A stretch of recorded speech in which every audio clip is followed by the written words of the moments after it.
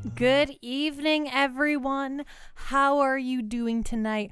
What's going on? What's on the up and up? That is very bright. I hope everyone's having a good Tuesday. Hello, Specs. Hello, Venom. Hello, Clutch. Thank y'all for those lurks. Venom, how are you doing? Quantum Synapse, hello. It's so great to see you again. What's going on? What's on the up and up? Hello, Star Pendle. Techie Rob, thank you so much for the resub. Aw, yeah. Look at those Pikas and the Pika Nugs. Which is the Pika Nug and which is the Pika Nug?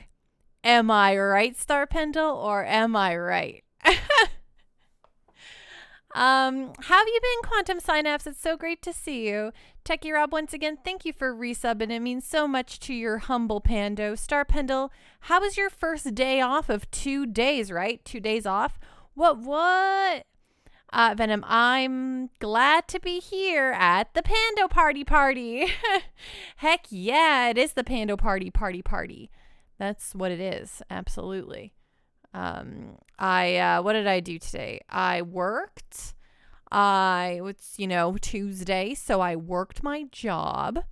And then what else did I do? What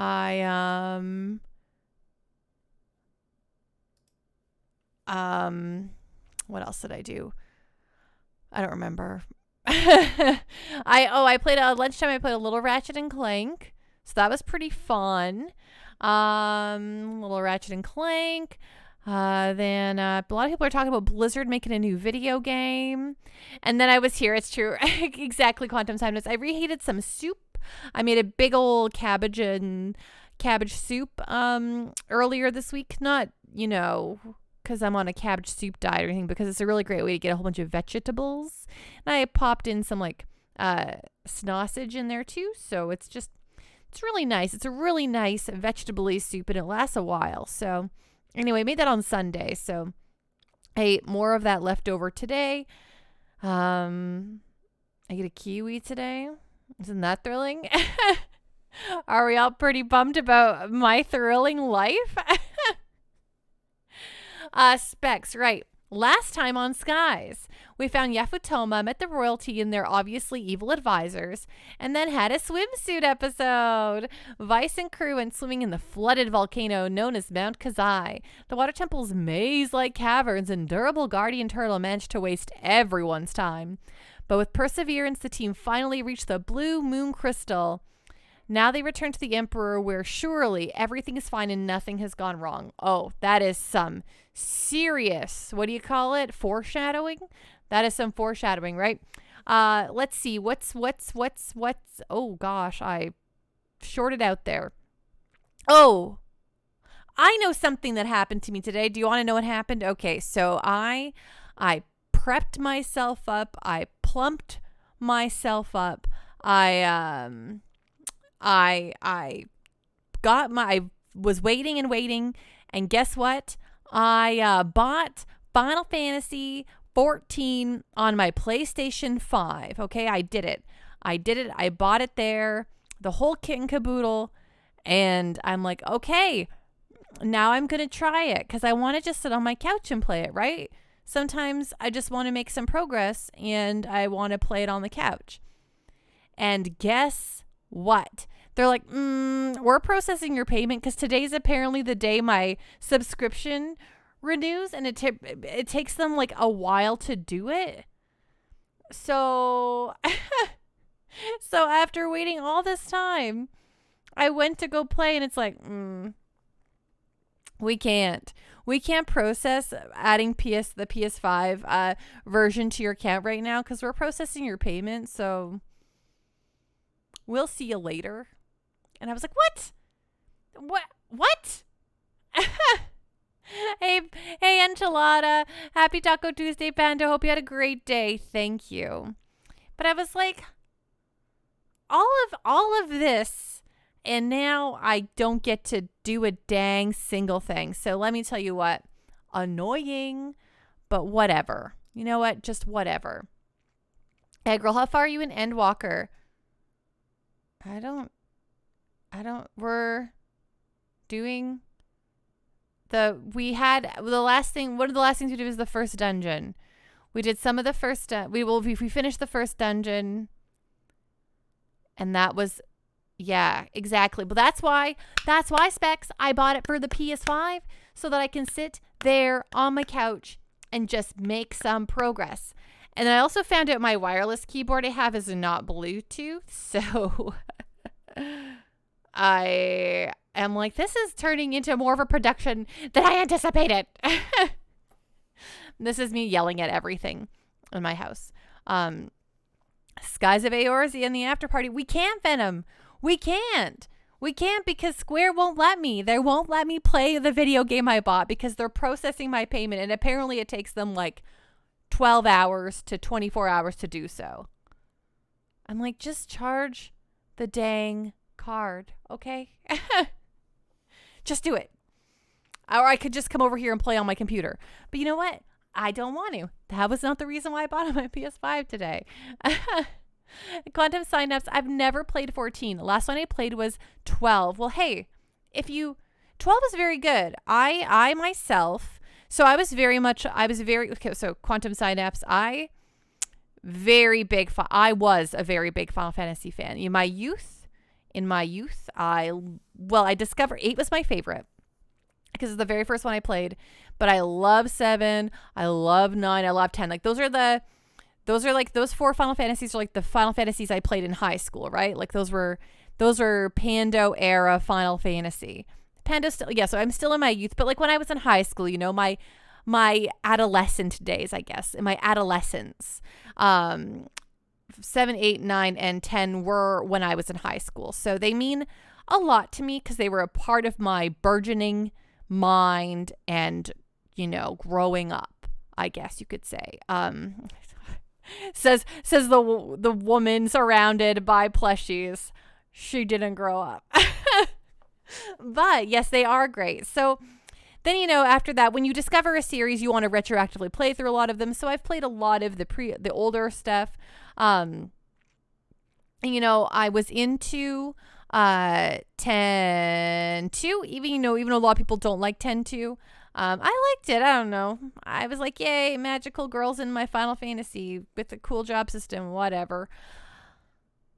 And then 11 came out, but, you know, I was like, I'm playing World of Warcraft, and, you know, as per the Murloc here,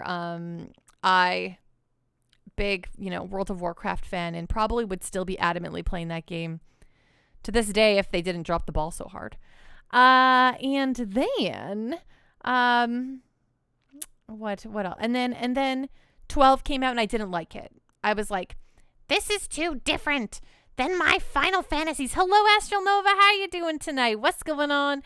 What's on the up and up? And I was like, I can't play this Final Fantasy. This Final Fantasy 12 is too different. It's like an MMO. This is my little my little Squawky McSquawkerson. Astral Nova, you never have to apologize about not showing up. That is so okay. If you want to go hang out in Mick Patches' channel, that is so good. I sent everyone there after. I truly will never judge where you spend your time. I just like having y'all around. And if you can't, that's A-okay too. Hello, Fahenis. How are you doing tonight? And so I was like, well, whatever. Maybe I just don't care about Final Fantasy anymore, said to me after deciding I didn't like 12. And then I was like, well, maybe I'll like 13. Okay, Rex, let me just say, I love 12 now. I have since come around. I picked up the re-release, the Zodiac Arc. Yeah, the Zodiac Age, right?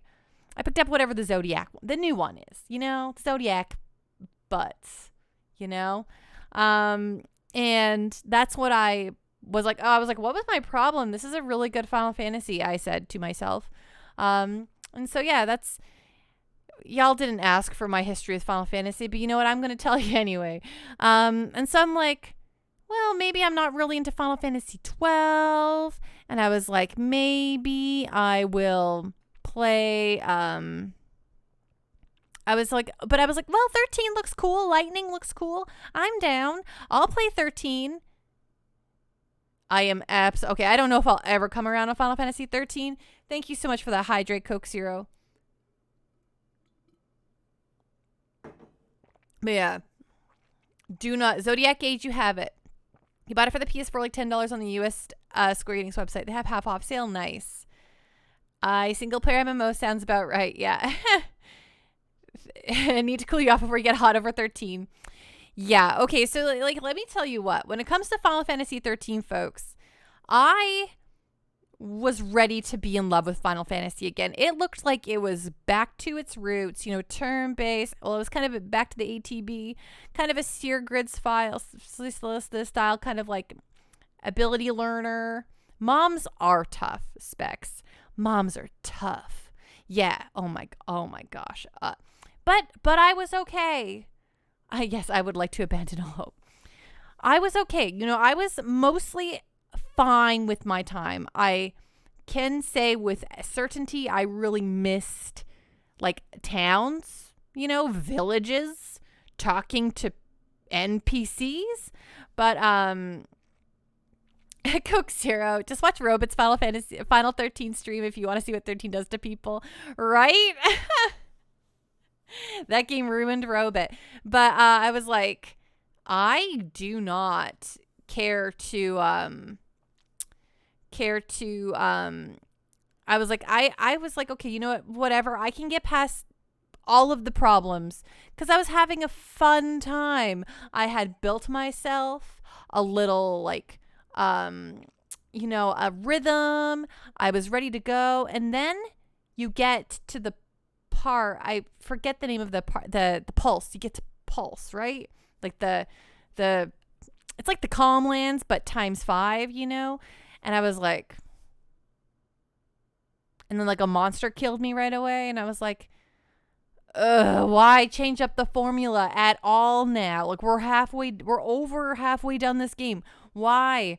I don't want to deal with this. I just want to get out of here. So I was real mad, and then I was like, whatever. Who cares about this game? And I chucked it to the side. And then Final Fantasy 14 came out, and I was still really into WoW. And I was like, who needs you? Final Fantasy 14. I've got the World of Warcraft. Okay. I hang out in Azeroth. Okay. And so then I said, whatever. And then it launched bad, and I was like, of course it did. And then 15 came out, and I didn't like it either. And I was like, whatever, to Final Fantasy, you know? I was like, whatever, to Final Fantasy. And then I started playing 14. And guess what? It's good. Y'all were right. Coke Zero, Panda's first rage quit. Oh, I've rage quit many game, but streaming here with y'all has to keep me very honest. So like, okay, y'all, a lot of you didn't watch my Vagrant Story stream, but the very last boss on the very last, what was supposed to be the very last night, we died a real terrible death to a pause. I thought I was on a pause screen. No, that was that was the night after, but the final boss in Vagrant Story is real sucky, okay? Like a lot of that game, good. I really like Vagrant Story. The final boss, you kind of have to cheese it in a really unfortunate way. Anyway, I got really stuck on this final boss, and had I not been streaming, I would have left that game in the dust a long time ago to be like, you know what? That's enough. Never again. No, thank you. Because I don't like to do things that are not fun. But I was like, I'm streaming and we have to see the end. And so we finished Vagrant Story, and I was very happy I did it. It's very good. But holy guacamole. Coke Zero, just make sure to use your Nerf controller when you do that boss the next time. I don't throw things. I've actually never thrown a controller. My go-to, like when I was really, okay, so if something really ever bad happened in a Final Fantasy, or like in RPGs don't get me actually super angry, but when I was really into I was really into Geometry Wars 2, especially the pacifism mode, and I would like I had like very heated competitions with my friends on the leaderboards, and I was like, I'm the pacifism master, and then my friends would do better, and then I would try to do better. And when I would die, I would actually get like raged, but my rage was to punch a pillow.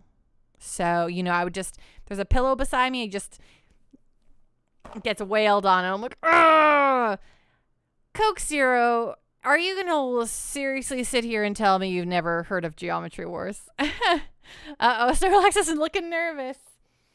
I would have never hurt my little Laxie. She said take her anger out on delivery drivers. No, I don't take my anger out on delivery drivers.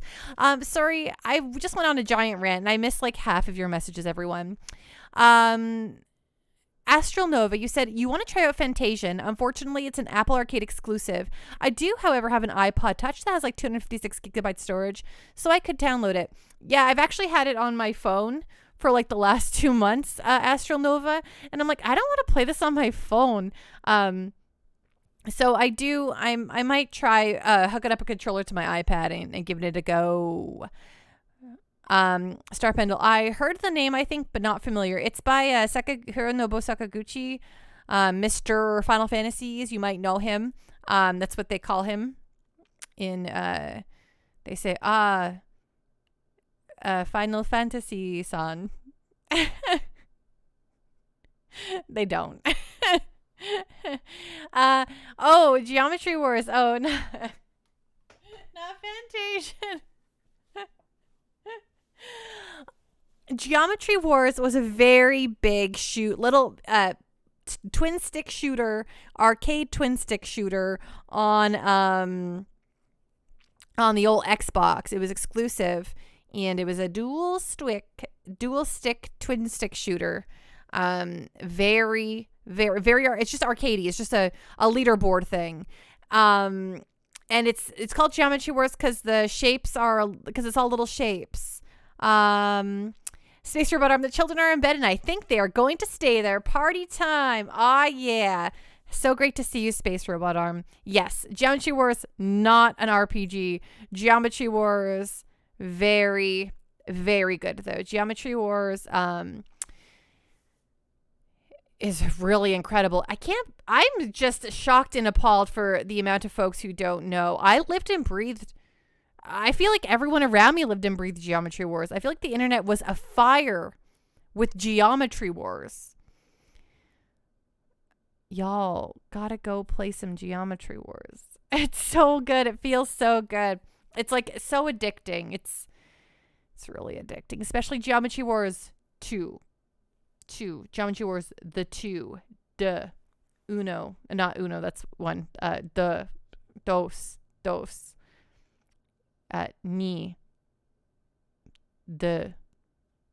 Okay, I'm done. I'm so sorry.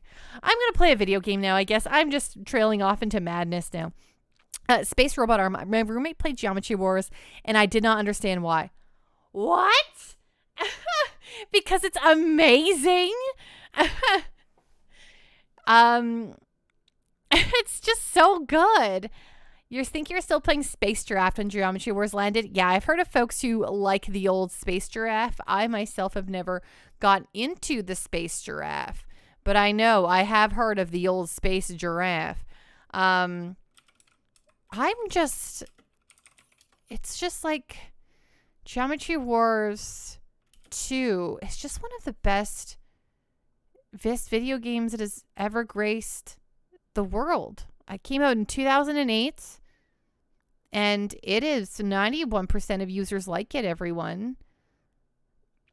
It's just good. It's just a good game. Okay, I'm done. Let's turn on the video game because we have to get the Blue Moon Crystal, and we haven't gotten it yet, so I should what's on my shirt? It's Gurutama, the lazy egg. See him? He's just so lazy. He's just the laziest egg. Oh, right. I have to turn on the thingy. You played it on your Wii? Yeah, Geometry Wars was the face of Xbox Arcade during the 360 era. It sure the heck, Specs, you know. You know, I loved Geometry Wars 2 because it had the pacifism mode. Oh, so flipping good. Okay, sorry, gonna be loud. Turn it down. Okay, up, down, left, right. B, A. Okay, resolution. I tell you all this every time. I'm sure you really all don't care. Boop, boop, boop. Perfect. Okay, line doubler off.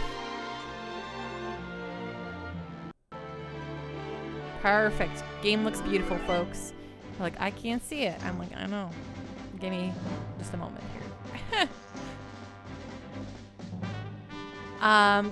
Yeah, I forgot they had a Wii release specs. Coke Zero, 2008, I was deep into the World of Warcraft world and having my heart broken. I'm sorry that you had your heart broken. It does happen. I understand that completely. But I was your Pando also, oops, wrong one, deep into the Final Fantasy. Deep into the World of Warcraft. I mean, what am I talking about? So much World of Warcraft. Space Robot, I'm too lazy to avoid being eaten. The face of my XBL arcade was Symphony of the Night. That's not even an but that's just a re-release. Because let me tell you what Xbox Live Arcade was bastion for me. Fairness, you know, I was thinking of that thing you said last night about swearing in games and how it doesn't bother you as much. And I got to thinking, yeah, with how much Replicant you've played, I'm convinced 90% of that game's F rating was because of Kaine's mouth. And maybe Kaine's outfits. That girl, I've seen her whole butt. And the vast majority of her bazongazoids. So, just, yeah, the other time is her outfit, for sure. You know, yeah, that's also not just related to just like, you know, video games. Like I like to watch a lot of movies that have excessive swearing. Like, you know, I like Tarantino movies. Not gonna like tell you he's like the best of the best or anything, but some of my favorite films are, you know, Glorious Bastards and stuff like that. I like those movies a lot. I don't, like I've said, I've never. There's a certain, I don't have a problem with violence in television. I don't have a problem with lots of swearing. I just don't do this stuff myself, you know? I don't participate in violence. But you can tell Laura Bailey was having a blast playing here. Yes, I mean, Kaine is a very fun character. I 3000% agree. But if anyone comes in and watches me play that game, they're like, you're playing what now? I'm like, this is a serious game, okay? Venom, Pando, some video game girls don't have enough monies to afford enough fabrics to cover everything, but they still want to be part of the adventure. Venom, you're so right. You're so fair. Star Pendle, I remember how funny it was hearing Laura Bailey in Fruits Basket and then playing Nier shortly after. Two opposite roles. Did she play Toru Honda? So this is the blue crystal. We finally found it. Oh, sorry. How's the volume for you all? It feels a little loud on my side here.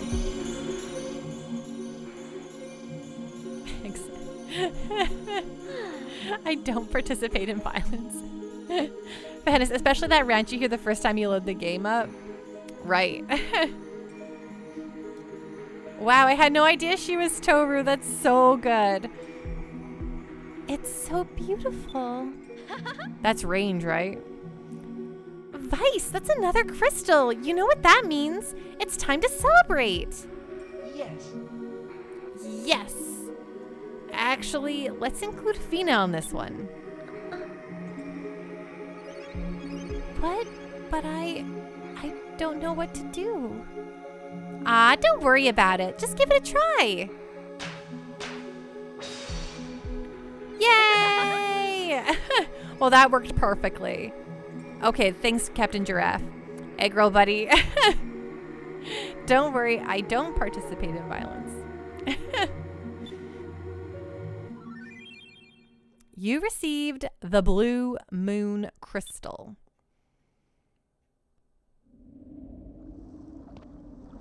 Perfect, we're all donezo.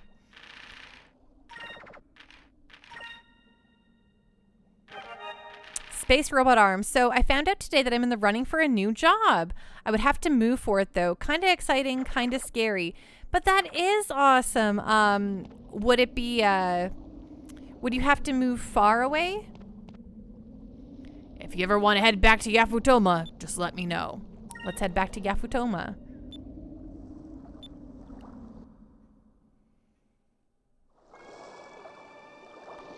Coke Zero. I cheese grated a kid once on a chain link fence.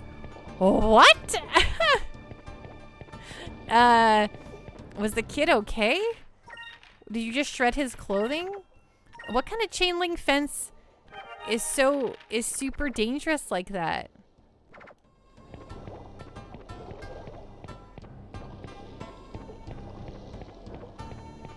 He was bullying your brother. Well then, sounds like he deserves it. Okay, I know this is the ship guy. I want to see if I can afford any of his parts. You were actually able to return from Mount Kazai with the legendary Magasphere. I couldn't be more pleased to have taken you. Heck yeah. Ooh, we got lots of monos. Coaxer, you got in lots of fights in grade school? Wow, I have to go out on a limb here and say that I've never been in a fight.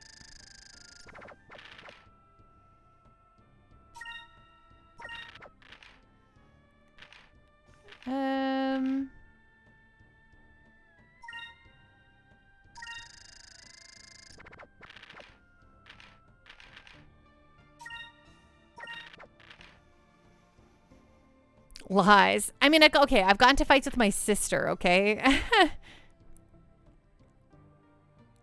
Lots of fights with my sister. We beat each other up all the time.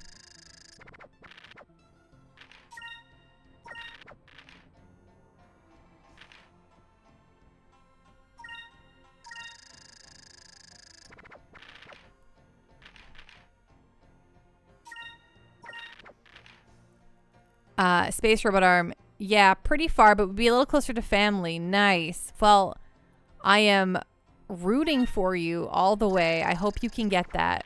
That sounds so exciting.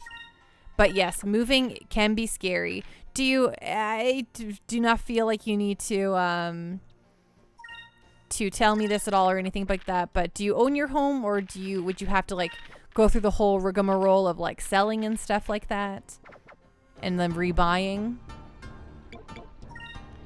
Yamato Cannon. It's cooler in anime. Selling a house in this market is definitely tough. Well, it's buying a house that's the tough part in Canada. I got one.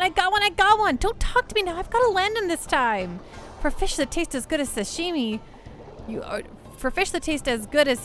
have to go into the water. I'm going to catch me a few and have them for dinner tonight. You own the house? Okay. So yeah, that's going to definitely be, I don't think that's, well, okay, in Canada, definitely everyone wants to sell their houses because it's insane. I'm not going to go into the real estate market in Canada, but it's bad. But mostly in Toronto and Vancouver. So I'm relatively okay. Are you looking to buy a house, Bando? Sorry, personal. Nope. My chief desire in this life, Agro Buddy, is to pay off my debt. Because, you know, university and blah, blah, blah, all that fun stuff. I would like to tackle all that stuff. Yeah, you think it's a seller's market right now in your area too? Yeah, just going through all the BS to actually do it sounds awful. It sure the heck does. But if your new job is, if you get the new job and it's a more positive experience for you and better in the long run, then gosh, Dang it. Deal with the rocky road to get to the smooth seas. Captain Giraffe, just don't pay taxes. Easy. All right. Hey, everyone. Tax season's coming up. Wahoo! I probably will miss the tugboats again because I ignored them, I believe, again. Quantum Synapse, it's crazy how high new home prices have gone. It's true. I live in like one of the moderate places in Canada, so like if I ever when I do want to think about it, I think it will be doable, but priorities, right? Astronova, I always get nervous around tax season. Okay, I'm really sorry to hear that. Is it because you have a lot of stuff you have to fill out for it? Or are you like afraid you're gonna get like dinged? Captain Giraffe, I play my Uno reversal card on you, government. You pay me. Hey, sometimes the government does pay me on tax season, so I'm kind of bumped every time. You have done exceptionally well. No one in Yafutoma has seen the Magasphere since the days of the old world. You are the first to make it back alive from the depths of Mount Kazai. How can I repay you for risking your lives to recover it? Well, as we mentioned earlier, we were wondering if it would be alright if we borrowed it. But it is the symbol of royal succession. I would like to keep it in my possession at least while you remain in Yafutoma. Sure. Symbol of royal succession, huh? That makes sense why they want to keep it. Moegi, you're Lord Mikado's daughter, right? So does that make you the successor to the throne?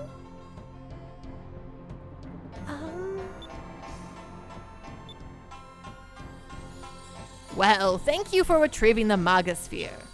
Let us begin the preparations for the feast. Make yourselves at home and enjoy the festivities. All right, that's more like it. I can't wait to taste the gourmet cooking of Yafutoma. Ollie, please. Hello, how are you doing tonight? What's going on? What's on the up and up?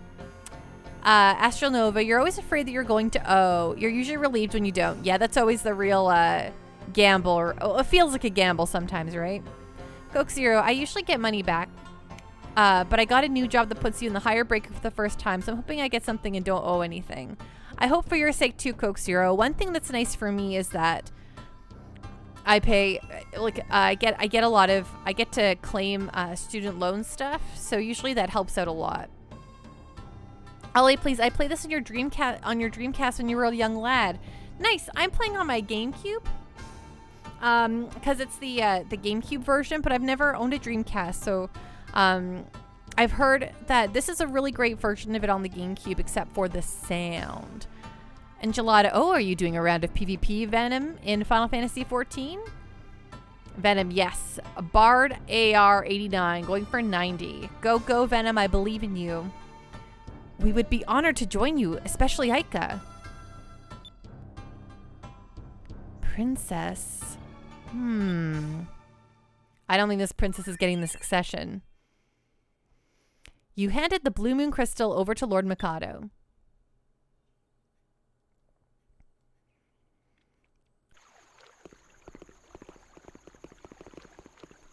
Ollie, that's what I was hearing, that the Dreamcast has tons of random battles, which sometimes this version has quite enough random battles for me, and I'm like, I can't imagine it being ramped up.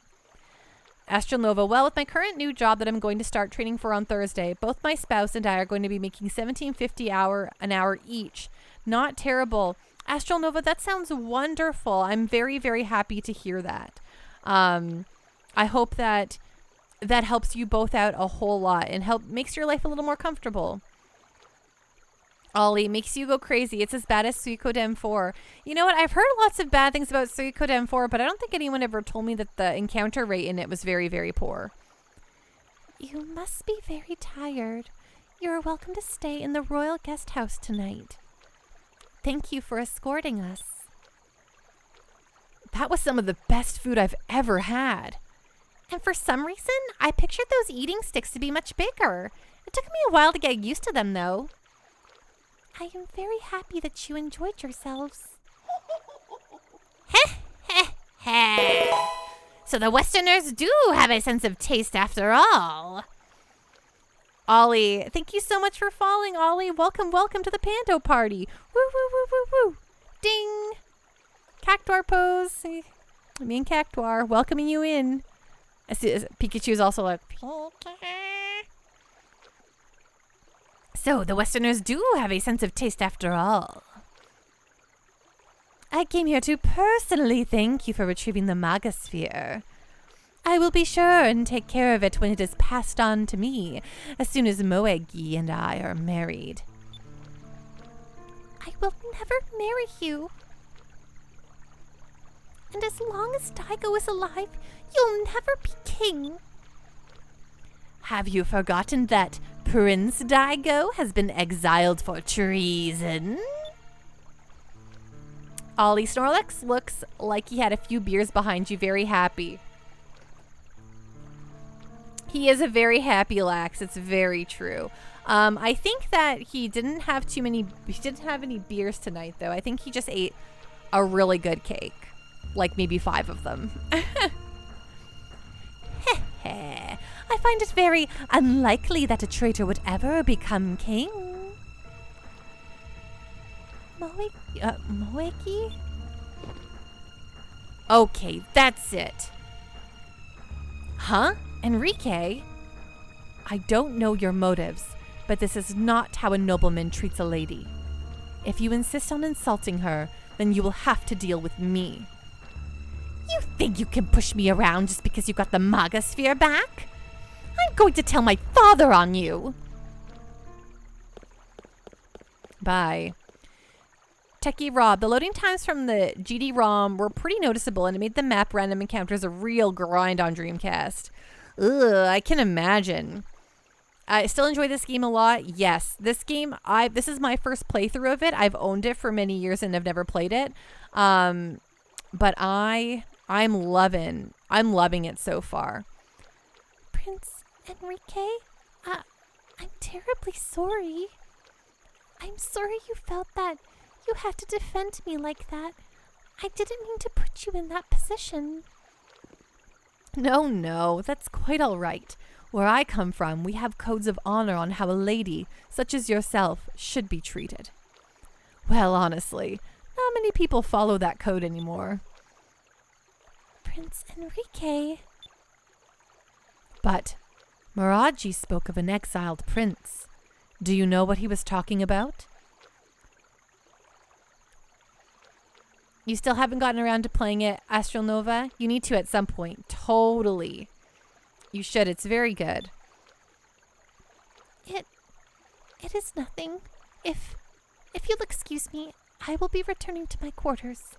Pleasant dreams. There's secrets in Yafutoma.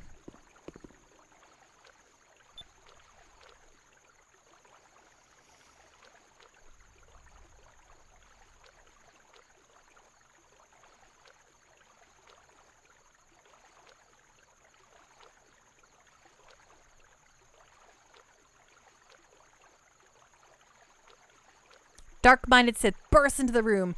Pando, I brought a Snorlax. Here, a Snorlax. Hey, Dark-minded Sith, how you doing tonight? What's going on? What's on the up and up? Ollie, the tomboy anime best friend you've seen a lot. Of course, yes. She's very good. I like her a lot, though. Those Westerners. They'll pay for speaking to me like that. Well, what have we here? Eek! Who are you? Shh, I heard everything. My name is Beliza, and it appears that we have a common enemy. Or Belza. She's back. You're sick, but it's okay because I see a Snorlax. Dark-minded Sith, I'm so sorry to hear that you're sick, that you aren't feeling great. I'm really sorry to hear that. I hope that it's like just a cold or... Oh, thanks for the hydrate.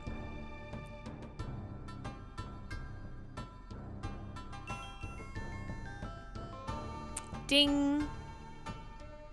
Post-COVID symptoms. Hey, I had the old COVID in December. I get it, my friend.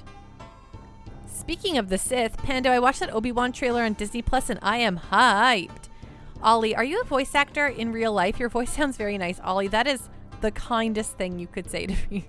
Thank you so much. Honestly, I just have a lot of fun doing this, and I do really love doing the voices and such. You know, I also have really always wanted to be like a public speaker or someone who like talked in front of a crowd. So I do like having a good voice to listen to, I hope at least. Good morning, Vice. Did you rest well? Yes, I slept like a rock. That was my first time sleeping on a floor mattress thing. I see. I am glad you were comfortable. Lord Mikado, it's an emergency. Black ships have surrounded the city, and what appears to be their flagship is attempting to dock in our harbor. What? Black ships? Oh no. It must be the Armada. Vice, let's hurry back to the port.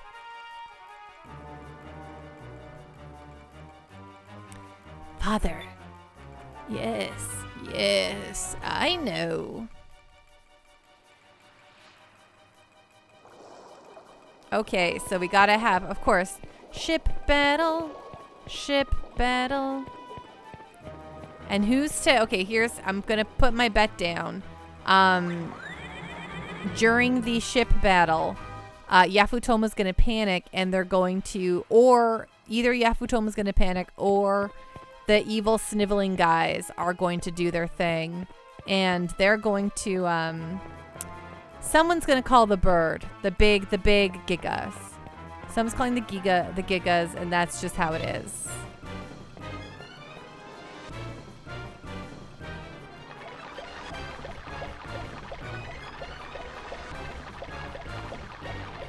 Oh, thank you so much, Enchilada. Can I just go down the falls? Because that'd be really fun.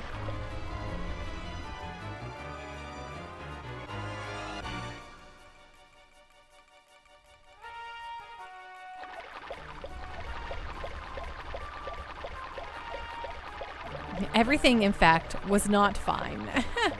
It's true. How do I... Oh, hi, ducks. Yeah, those boids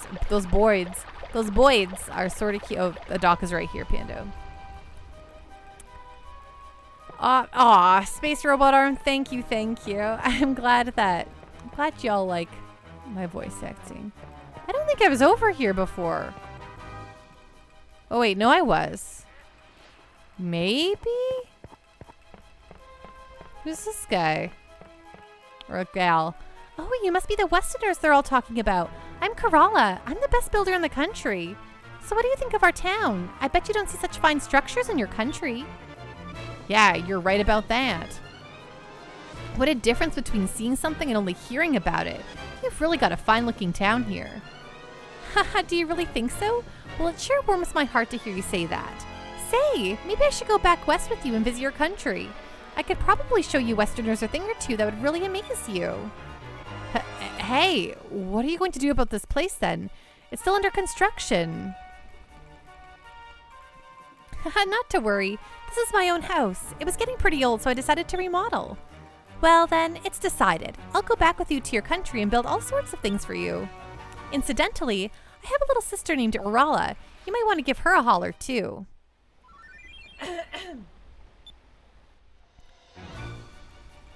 Okay, so the Armada's attacking, but I'm just walking around this part of town that I totally missed out on previously. I'm sorry if I spanned around too much. Where even am I? I haven't been to even this whole part of Yafutoma before. They didn't join my party. They joined my my thingy though. My whatever. Oh my gosh. They joined my crew. Do you know, sir? A foreign fleet has sailed into the harbor. Maybe I'll go have a look. Rex, there was a McDonald's in Winnipeg that's made out of old train containers. What? What the? It looks like there's... Oh, not that. Is that right? Foreign ships have filled the harbor. Oh dear. Now Princess Moeki has one more thing to worry about. But it's really not something that we commoners should concern ourselves with, is it? I think the princess will get through this just fine. Yes, my ship crew. My ship crew, heck yeah. Now, where's Urala so I can recruit her too?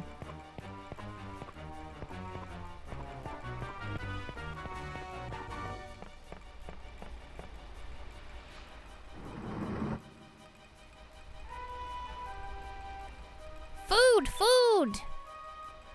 Hi, bird. I'd give you food if I had it. Corala's the one-time full ship heal during a battle. She builds good. Nice. That sounds pretty good. I like that. I like the sound of that. Man, I had no idea I missed this whole section of the city. Imagine if I'd never come over here before. That very nearly happened.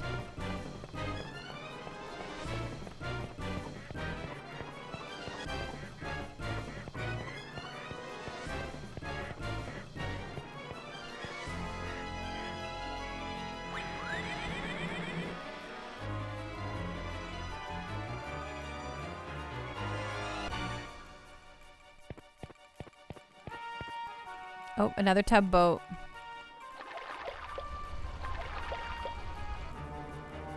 Now, okay, I've never been in a tugboat myself, but I don't think you should just be driving down waterfalls in them. Just a thought, though. I could be totally just talking out of my nose.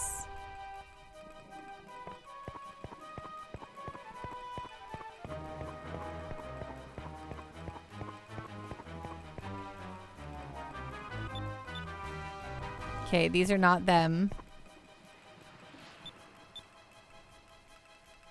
I did already talk to them previously. That's why I didn't read out what they said.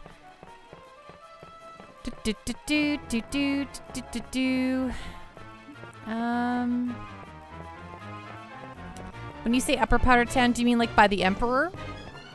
It worked on Niagara Falls. I think like sometimes if you were a stunt person, I don't think that you could just do it. Good night, Fahenis. Rest well, be safe, have a really great evening, and we'll see you again soon. Wait, did I not go to this? Can I not go to this? Oh my gosh, I never even went to this restaurant. What was I doing without going on these tugboats? Failing, that's for sure.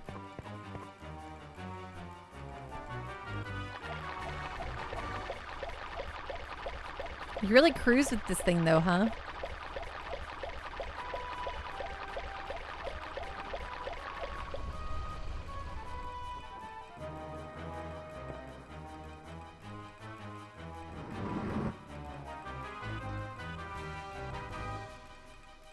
Oh, please come in. What can I get you? Looks like they have waitresses in Yafutoma too. Waiter? I'm sorry, we don't have anything like that on hand. Ah ha ha ha! You misunderstood. We were talking about you. Huh? Oh, I'm sorry. I thought it was what you wanted to order. Don't mention it. We're the ones who should apologize. We're in a bit of a rush right now, but we'll come back some other time, okay? All right. Thank you for coming in. Say, are you by any chance Corala's little sister? Yes, I am. Why do you ask? I thought so. Actually, Corala's decided to join the crew of our ship as a builder. We're wondering if you might be interested in joining our crew too. Me? But unlike my sister, I'm not good for much of anything besides cooking. Cooking is a perfectly fine skill to have. How would you like to join our crew as a cook? Sure, okay. If my sister's joining too, but are you sure I qualify for the job? Of course you do. You can make us all kinds of tasty Yafutoman dishes. Well, I really will do my best. Thank you so much. Imagine if there was a sky tugboat. That would be pretty good. I am not surprised that after learning her older sister Kerala would be leaving with you, that she too decided to leave. But to think that the two of the most beautiful women in all of Yafutoma will be leaving at the same time is very saddening. Now that Orala is leaving here, it feels like a part of this place is leaving with her. She brought so much life to this place. Without her, this place will feel so empty. But she is free to live her own life. I wish her the best of luck.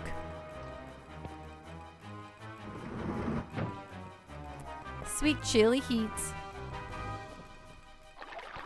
Oh, right. I always forget I could flip everyone out.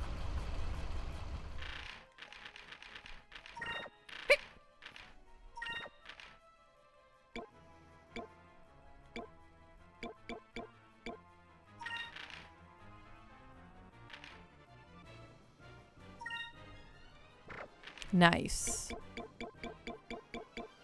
Sweet.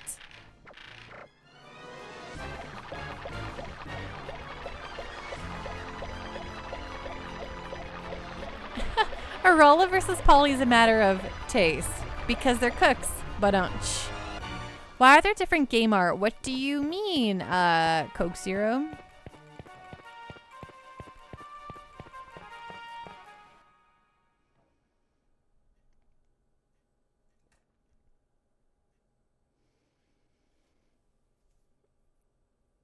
Oiga boiga. No! Belza and Figaro? Well, well. Hello there, handsome. Haven't seen you in a while. Oh, the one is the North American version and the other's the Japanese version, Coke Zero. Wow. Hey, Red. It looks like fate has brought us together again. Ah. Oh no! What's he doing here? It's so cute how she pretends that she doesn't want me. Come aboard my ship. Maybe the two of us can rock the boat. Vicaro, please. We are in the presence of Prince Enrique. Prince Enrique, I trust you are in good health. Yep, sometimes they are, Coke Zero. If you are wondering how we got here, we blasted a hole in the stone reef near Axataka and traveled west. Our goal is the same, my prince. We also seek the blue crystal. What? Pelzat, do you plan to burn down Yafutoma as well? Relax, handsome. As I told you before, I am against unnecessary destruction. We have no intention of fighting with you. We were merely planning to dock and speak with the king of these lands. You are wasting your time. King Mikado is an honorable man. There's no way he would strike a deal with the Valuan Armada. We'll see about that. Everyone has their limits, their codes, their morals, but everyone also has a weakness. If you find that weakness and exploit it, those limits, codes, and morals seem to fade away. I'd love to chat longer, but I have an appointment with the king. Stay out of our way. See you around, handsome. Vice, shouldn't we stop them?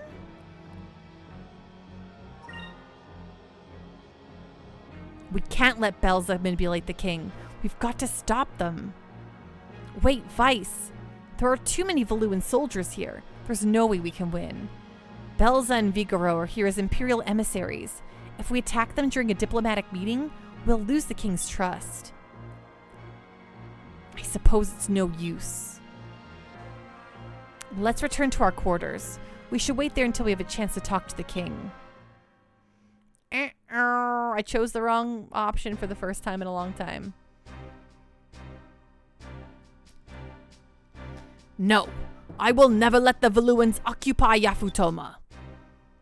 But, King Mikado, you do realize that your country's pitiful army wouldn't last a day against the Armada. To prevent unnecessary bloodshed, I recommend that you surrender. We will never surrender. We will never hand over Yafutoma to a band of bloodthirsty warlords like yourselves. We are protected by the Blue Moon. In the past, whenever our country was threatened, the blue winds came to our aid and saved our lands. If you attack us, the winds will blow you into the Dark Rift. Valua will never occupy Yafutoma. Do you hear me? Never! I'm sorry you didn't see things our way. It appears that this meeting is at an end. Then I will gain possession of Yafutoma by my own means.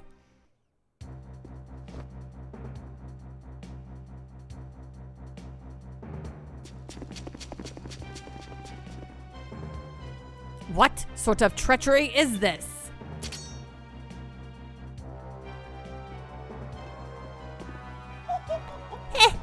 If you do not keep quiet, you'll be a head shorter. Muraji, you traitor! Belza, in accordance with our meeting last night, this country will fall under the rule of the Valuan Empire. Kangan, what are you saying? King Mikado, as Lady Belza stated, we have no hope of winning a war against Valua. To save our people, we shall usurp your power and assume our role as leaders of Yafutoma. You just finished eating a mochi. It was so good. I'm pretty jealous, Astral Nova. Wow, Belza. I'm glad we're on the same side. Don't relax yet, big guy. Not while the kid is still around. Take King Mikado prisoner and find those air pirates.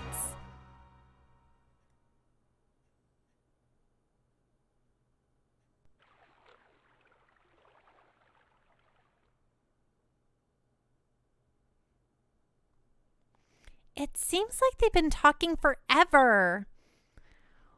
Well, you know how formal those diplomatic talks are. It takes forever for them to decide who gets to sit down first.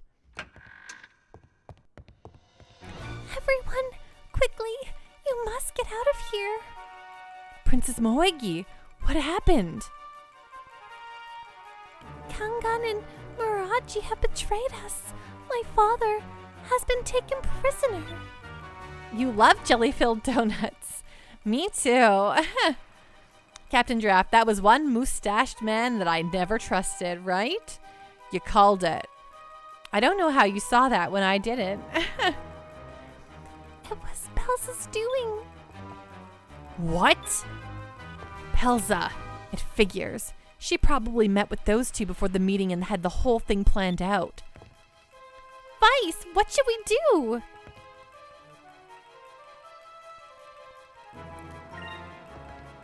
What do you think? We have to go rescue the king. That's impossible. Enemy soldiers have already taken the palace. We have no time. Quickly, follow me. Choosing all the wrong answers here.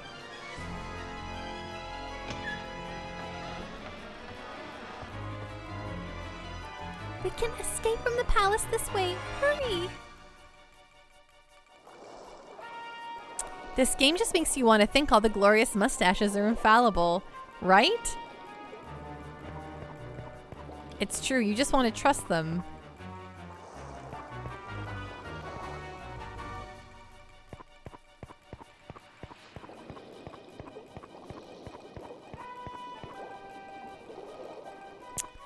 Okie dokie, what was over this way?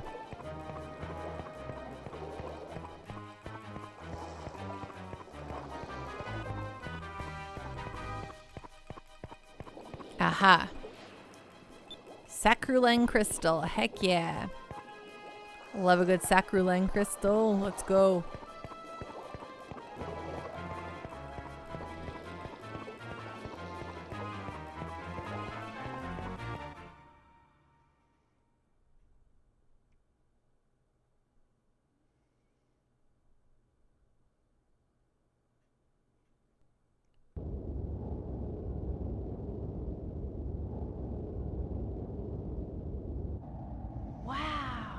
Wow, incredible! I can't believe how high we are. Yeah, the powers of the blue moon are amazing.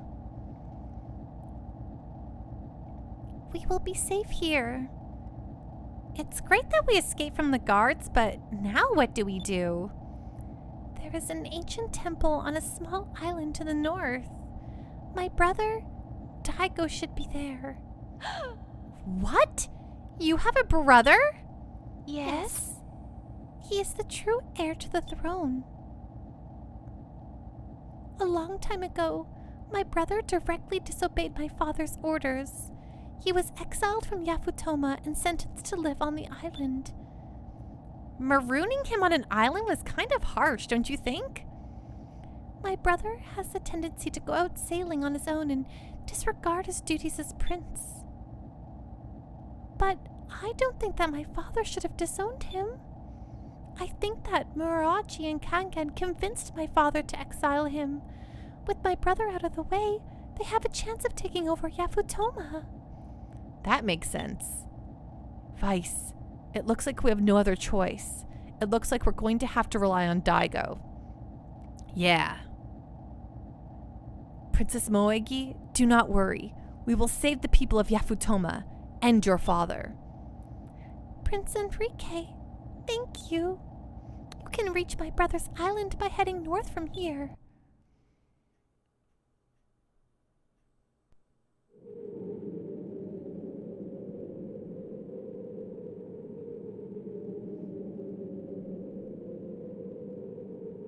It is a sky tugboat, it's true. Nice. Okay, well, hey, from one dungeon to another, right, folks?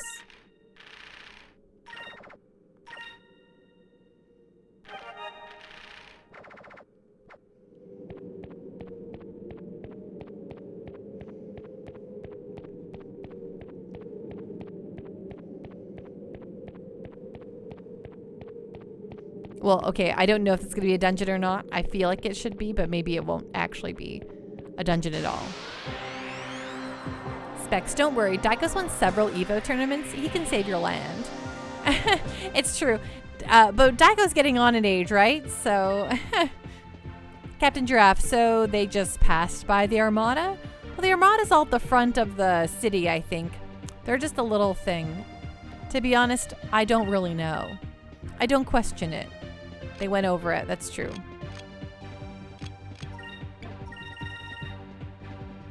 Lambda burst!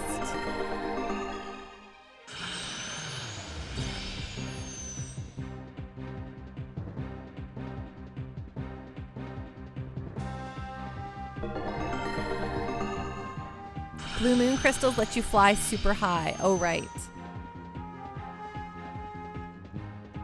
What a dummy. They already cast that. Fire consume my enemies! Lambda burst!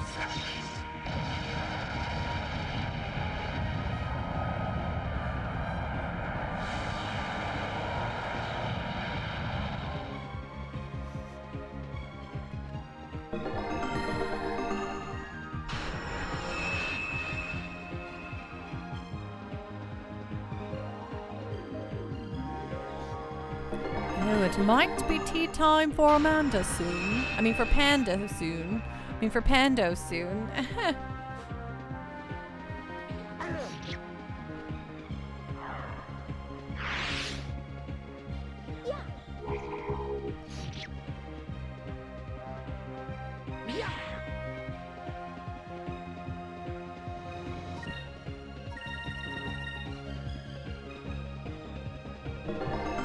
What? You can't heal yourself. Rude. Wow. Mega rude. I guess they're not hitting me if they're too busy healing themselves. Who's that Pokemon? Hey, Super Nimbao. Hello, hello. Yeah, Hondo. Hope you're having a great night. I be having the best night, Super Nimbao. Thank ye so much for tuning in and for that resub, me hearty. I appreciate it so much. I hope you're having a great restful night, Super Nimbao. Yar. Just a reminder, since I don't think you've ever used it, but Fina's a move that wipes away enemy buffs. Right, that's good to know. How's it going, Super Nimbao? Thanks so much for the resub, though, for realsies. It means so much to me.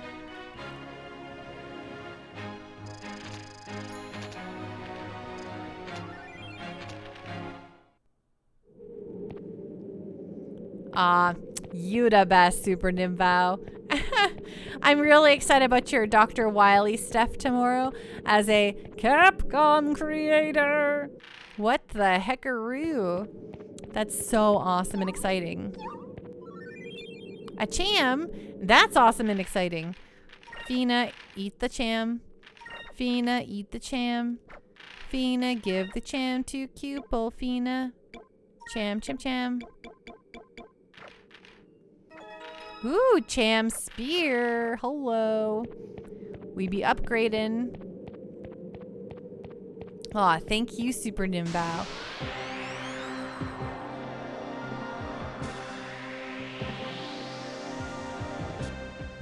As you can see, Captain Draft, but the Armada would surely have some patrols out watching the sky. If they didn't, I'd recommend the guy in charge of that. Oh, actually, it's probably the meathead that's in charge. NVM, it checks out, right? We can't put a lot of stock into what that guy's doing. Lambda Burst. Have you been enjoying your lunar playthrough, by the way, Super Nimbao?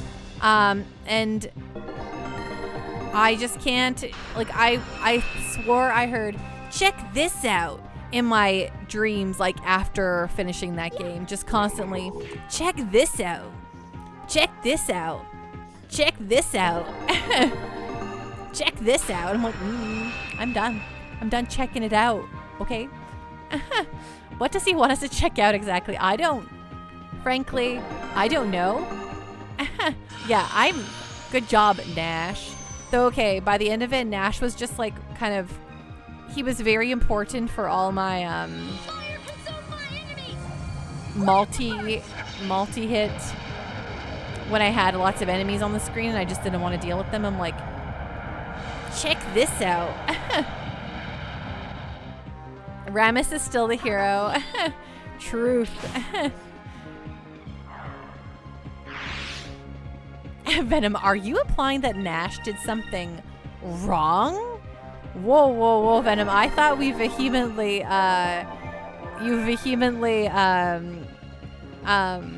protect the other character. What's his name again?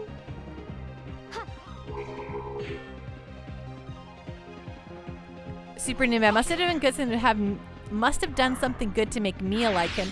Super Nimbao. 100% perfect best angel Mia. So, okay, so you're into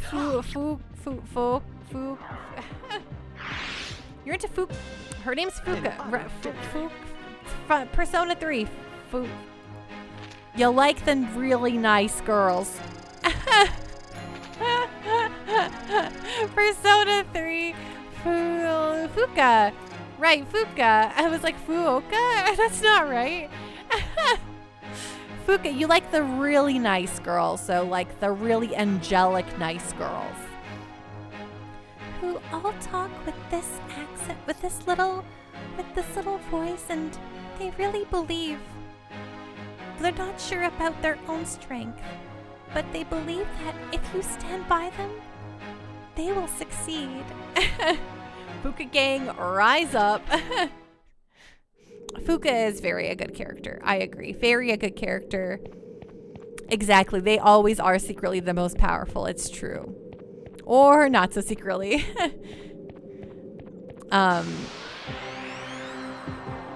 Yeah, I usually think they're always too, especially if it's a game where you have like characters you have to date. I'm always like, they are way.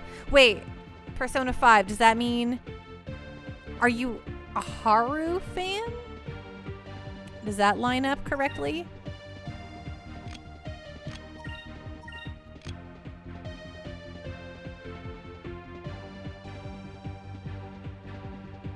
Some numbers 86. Oh my gosh. Someone else knows this game. Hello, some numbers. How you doing? What's going on? What's on the up and up? So great to see you. Super Nimbo. I'm an Akechi fan there, Pando. But yes. Okay, so Persona 4. Would you be into, is it My Girl? Oh my gosh. You would think that my favorite game in the whole world, I can remember any of the characters' names, but I'm blanking so hard right now. What is her name? Yukiko. Are you a Yukiko fan? Yukiko. Naoto? Okay, Naoto's your fave?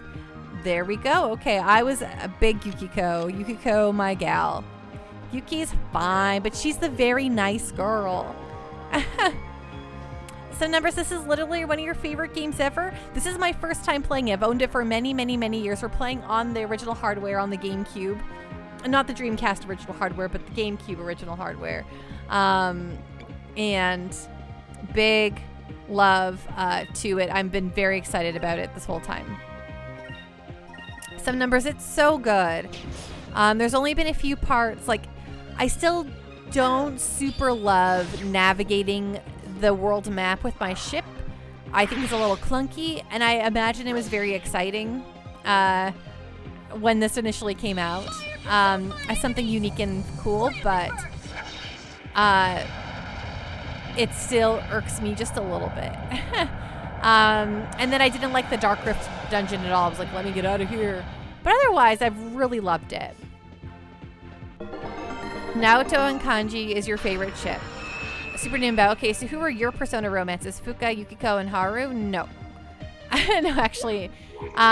So for Persona 3, my romance for that character is just Yukari. And not because I Pando like her, but because my main character likes her. Because she's just written for him. My Pando's favorite character is Mitsuru? I can't remember. Mitsuru? Yeah, Mitsuru, right? Yeah. I like her a lot, but she's way too good for, Mitsuru. I love Mitsuru, Panda loves Mitsuru, but she's way too good for the MC, the main character. He's just a little guy. Yeah, she is too good for all of us, it's true. So I couldn't romance her. It would feel very wrong to me.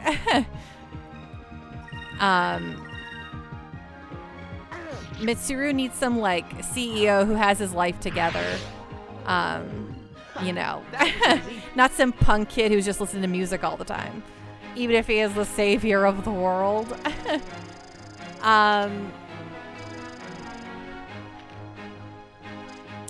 Yes, exactly. And then Persona 4, my favorite was Yukiko, and also my MC was just like so my Persona 3 MC, like I said, I never self-insert in these games. These are not Pando never self-inserts. I create whole characters for my main characters in Persona. So my MC in Persona 3, he's definitely a bit more cocky and a bit more like, whatever about everything. And then my Persona 4 MC is like the good boy, like very good boy. There's no stopping him. And so, yeah, he liked good girl Yukiko and everything was happy forever. And then Persona 5, that was a Hifumi. I was a Hifumi person as well. I do. I don't know. I'm just like, maybe it's because I've always been a girl and all the MCs are boys. Even when I played Persona 3 Portable, even when I played Persona 3 Portable, and I had the girl protag. I don't know. I've just never made myself in a video game ever. Yes, I agree. I would have loved Hifumi to be a Phantom Thief. She's so good. I think my second favorite would be not Haru. Haru's very good, but I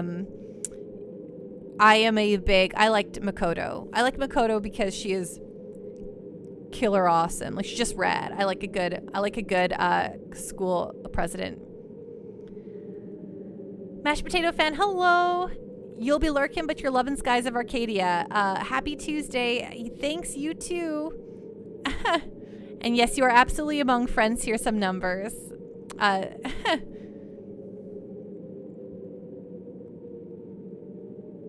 Wait, no, what?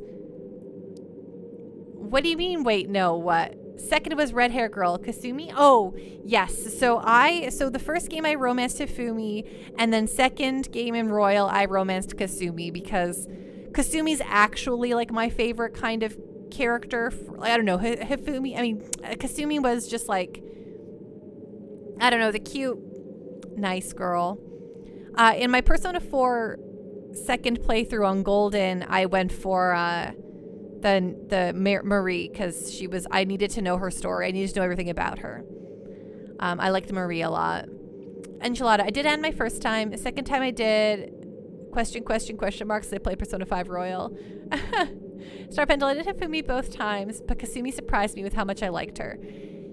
Yeah, I always try to see like a different aspect of the love story and stuff.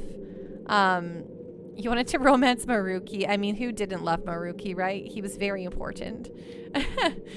There's something written here in Yafutoma, and it's probably the name of this shrine. If it is a shrine, ...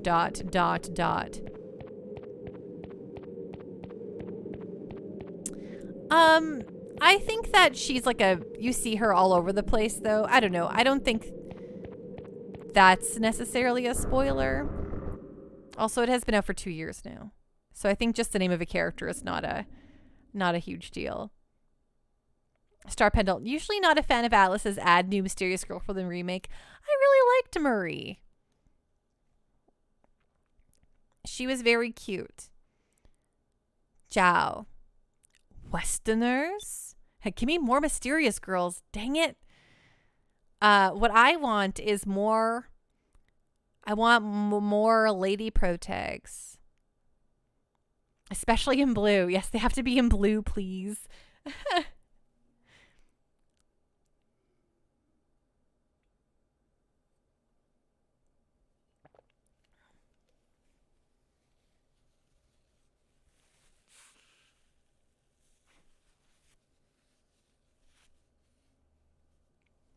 Super Nimbo, why the heck aren't there more lady protags? I mean, they did it once for Persona 3. I don't know why they don't want to redo it again. She was so cute, the Persona 3 lady character. It appears that we meet again. Ah, not them again. What are you doing here?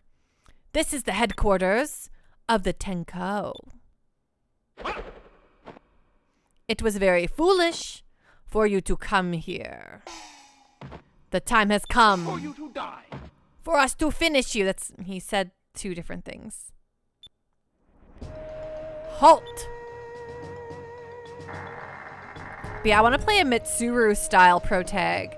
Someone who's like super cool and just killer rad with like, you know, like she's gonna walk all over you. Hello, please. I want to play that female protag. Zhao? Mao? Who's there? Lord Daigo. These are the Westerners that dared to defy us. They came through the Dark Rift. I'm Vice of the Blue Rogues. You're the leader of the Tenko? Daigo. What? He's your brother? Huh? This is Prince Daigo? Moegi, how have you been? I never would have thought that you would bring foreigners to my temple. I never thought I would either. But what are the Tenko doing here? A long time ago, the twins challenged me to a fight. They wanted my sword, so I beat them senseless. And for some strange reason, they pledged their loyalty to me. I've been their leader ever since. And I figured as their leader, I could control them a little so they'd stop attacking everyone. Besides, who else do you know that has twin bodyguards? Ha ha ha ha ha ha. Moegi, is he really your brother? It's hard to imagine that the two of you are related. I know he is a prince, like Enrique, but it seems that princes in Yafutoma act differently than princes in Valua. But what is the purpose of your visit, Moegi? Has father changed his mind? Daigo, he... What's wrong? Did something happen to him?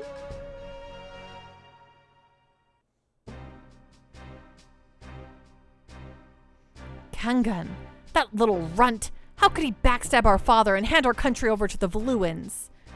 Daigo. Moegi, I'm sorry. If I was still there, this would never have happened. When I was exiled, I welcomed the freedom. I disregarded all of my duties and did whatever I wanted here in this temple. But now my people need me. I must go back there and reclaim my title as Prince of Yafutoma. Vice, I can't thank you enough for saving my sister. Now I must get ready for battle.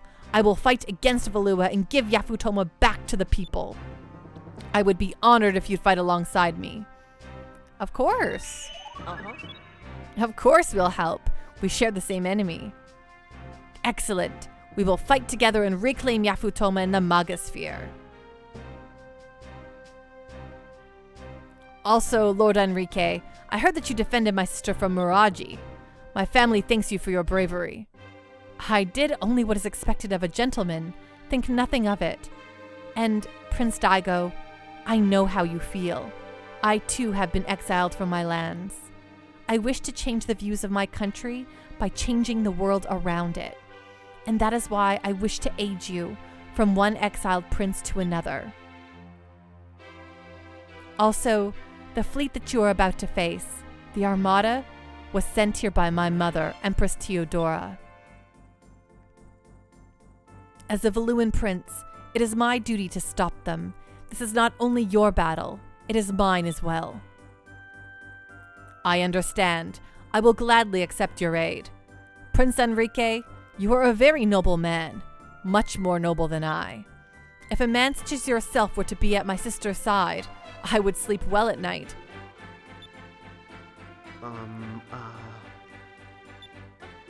Daigo? And from the looks of it, the two of you wouldn't mind either, eh? Specs, Kawakami was the best romance. Changed my mind. Most of the other girls are too young. Well, your character's young too, Specs. Bootless Pit. Hi, Pando. Hi. Hi, Bootless Pit. How you doing tonight? What's going on? What's on the up and up? Egg roll. Gosh, I wish people laughed like this, right? Now then, Vice. I need to prepare for the battle. Meet me at the port. We will depart for Yafutoma as soon as you are ready. Venom, best JRPG romance? Pierre and his mirror.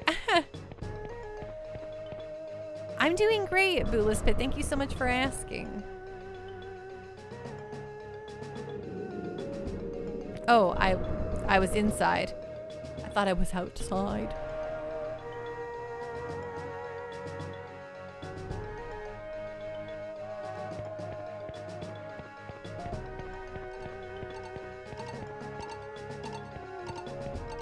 Where is it? I hear you.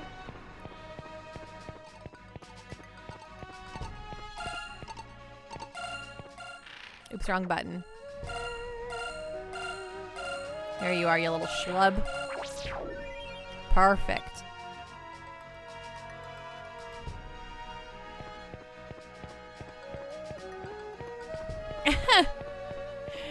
Yeah, schlub. These little creatures are very schlubby. They're just walking. You know what they're doing? They're just like, you know, hanging out. The doors are sealed shut. I don't see any way to open them either.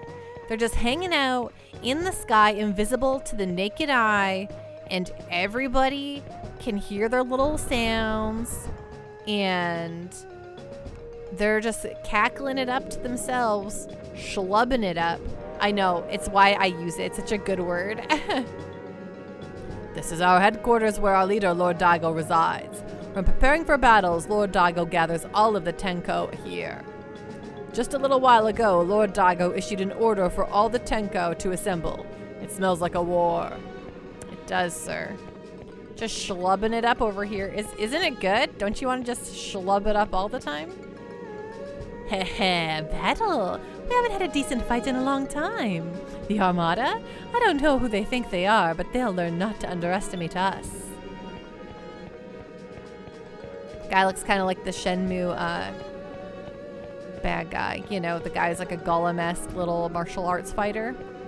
Boss Dog, so happy I tuned in and so happy you did too. So great to see you, boss dog. Oh, okay, here we go. Tengai Makyo. Okay, let's go. Space Robot Arm has requested a JRPG lecture. So if everyone who's new to the channel, when someone has redeemed this channel point option, I need to make it so there's a bit more, you know, like there's some classical music in the background. And then I have, you know, some glasses to really, you know, I don't know too many professors who wear hoodies and their Gudetama t-shirt. But we'll make do with what we got. So we have this book here. It's my big old textbook about JRPGs. There's kind of a little blurb about almost every JRPG in existence. And I will read the request to tell you all about the thing that's going on. So let's see here. Space Robot Arm has requested Tengai Makyu. That's LMNOP. I always have to remember how the alphabet works every time. QRS 10. Oh, 238. It's a series. 238. 2222. Aha. Okay. Wow. Oh, wow. Okay. So here's what we're going to see here. Here's the art and everything. There's a really good frog. I don't know if y'all can see that frog, but this is the art. So if everyone could just turn to 238 in their books. And if you don't have a book, I'm sure you could borrow one from your partner. It's a 2-pager. Woohoo! Okay. Oh, this is dedicated to space, to Super Nimbao. Okay, so Tengai Makyo. So developer Hudson / Red Entertainment. This is a whole series, but the initial one was released in 1989. Platforms, the PCECD, the Super Famicom, the Saturn, the PSP, and more. Okay, because I think it's Japan only. Yes? Well, let's learn about it together. NEC was an early proponent of the CD-ROM, offering an attachment to its PC Engine console, released in late 1988 in Japan. Every piece of new technology needs a killer app. That's a good, very good video game. Killer application is what it really stands for, but I'm sure y'all know that. It needs a killer app to get it into homes, and for this platform, at least in its native country, that was Hudson's Tengai Makyu Ziria. Developed in conjunction with Red Entertainment, a production company responsible for many popular video games produced in the 90s, it was largely the work of two writers, Oiji Hiroi and Shoji Masuda, both of whom went on to have quite interesting careers in the industry. The concept was cooking around production companies both as a live-action film and an anime, until Hudson got involved and turned it into a video game. Tengai Makyu directly translates as The Demon's Dwelling Outside the Heavens, though its official English title, despite none of the main games ever having been released outside of Japan, is Far East of Eden. The framing narrative has the games based on a chronicle of the same name written by a Western traveler and historian named P.H. Chada, who journeyed eastward and told exaggerated tales of the land he discovered. As such, the games present a distorted, generally goofy take on Japanese history and folklore. Nearly all of them take place in a land called Japan, the same name given to the country by Italian traveler Marco Polo, whose works were obviously the basis for this concept. The first game in the series is taken from the folktale Jiraiya Goketsu Monogatari, which also provided elements for the popular shonen anime Naruto. A dark clan from outside the land called the Daemon Cult is set to resurrect the evil Masakado, so it's up to a boy named Zira to travel to the country and assemble his fellow members of the Fire Clan to take them down. His party includes Tsunade, a delinquent little girl who's actually quite tough, and Orochimaru, a serious warrior with goofy blue hair and a samurai tude. Oh, he's a cool guy, that Orochimaru. Though Ziria is largely a silent hero, the interplay between the others creates a comical atmosphere. Additionally, Tengai Mekyu is one of the first RPG series to put a big emphasis on unique boss characters. There are 13 members of Daimon Cult, each with unique personalities, making them much more interesting than the typical JRPG baddies of the late 80s. The most popular is a ridiculous talking anthropomorphic monkey named Manto, who was so popular with fans that he reappeared in subsequent series entries. Most of them have regular human forms, but take dramatic transformations into monsters when their battle goes down. Going by any regular gameplay screenshot, Tengai Mekyu Ziria doesn't look all that impressive, with a level of detail only slightly above that of a Famicom RPG. The main addition is digitized speech, and while much of the game is still text only, there's still quite a bit of voiceover. There are occasional cutscenes, which look relatively simple compared to what came later, in the 16-bit CD era, and some NPCs have portraits, which make them look a little more individual. A few tracks were provided by legendary composer Ryuichi Sakamoto, which are played as Red Book audio, though the majority of the soundtrack is played via PSG and is rather unimpressive. The other main benefit of the CD-ROM is purely storage space. PC Engine Hue cards generally had a storage limit of a paltry 4 megabits, greatly limiting what they could do. In advertising the game, Hudson promised that it was 520 times the size of Dragon Quest III and featured over 3,000 characters, most of which were generic NPCs, of course, but it's still impressive. Thus, the script was no longer constrained by ROM size, making for a larger, richer game. On the downside, there is quite a bit of loading, at least on standard consoles, though all emulated versions are sped up considerably. However, none of this changes the fact that it's still a fairly typical Dragon Quest clone. It's just a technologically advanced one with a more unique theme. Super Nimbo, I love how saucy this book is in its reviews sometimes. Oh, so saucy. Technology moves at a rapid pace, and soon the 64 kilobyte RAM expansion provided with the original PC Engine CD-ROM system was not enough. Just a few years after its introduction, the Super CD-ROM system card was introduced, with extra RAM totaling 256 kilobytes.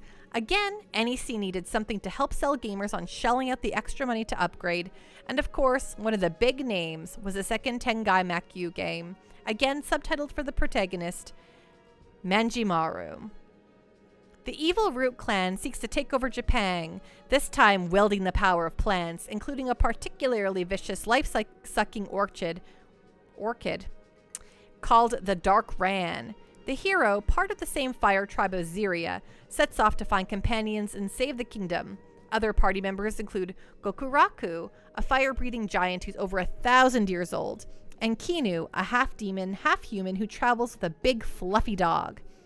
But the breakout character is Kabuki Danjuro, a loud and arrogant ladies' man who is almost comically immoral in spite of technically being a good guy. The story gets quite a bit sillier, but there's also quite a bit of violence and adult humor that are somewhat uncharacteristic of early 90s RPGs. It sure is funny though, some of it had to be toned down for subsequent re-releases to avoid any problems with Zero, Japan's age rating organization. Wow, this game is spicy. The improvement due to the extra RAM can be immediately seen in the introduction, which is much more vividly animated than anything in the first game. The main selling point was that there would be some kind of cutscene every 30 minutes of play, with an estimated 70 hours to finish the game.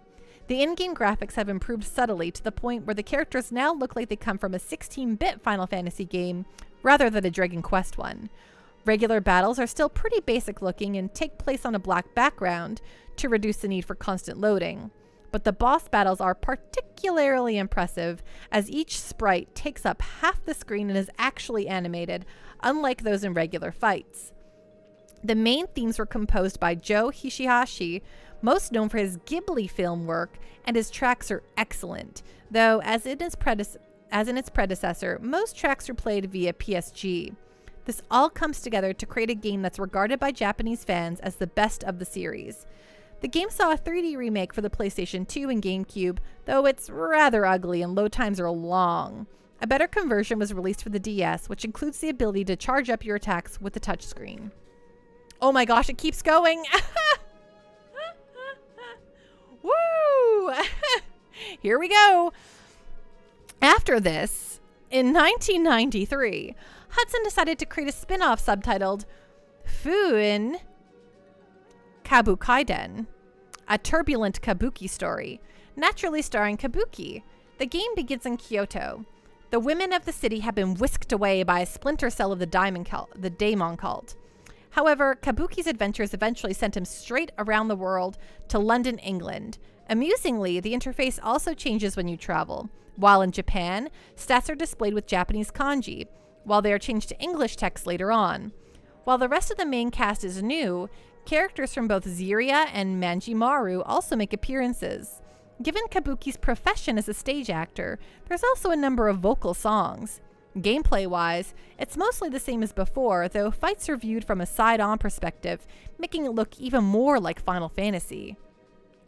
While Hudson was still hard at work on a proper sequel, it also created a side story called Tengai Makyu Zero, released in 1995 for the Super Famicom. By this point, the PC Engine was losing steam and the developers wanted to expose the series to a wider audience. After all, Tengai Makyu was popular, but it wasn't nearly as big as either Dragon Quest or Final Fantasy.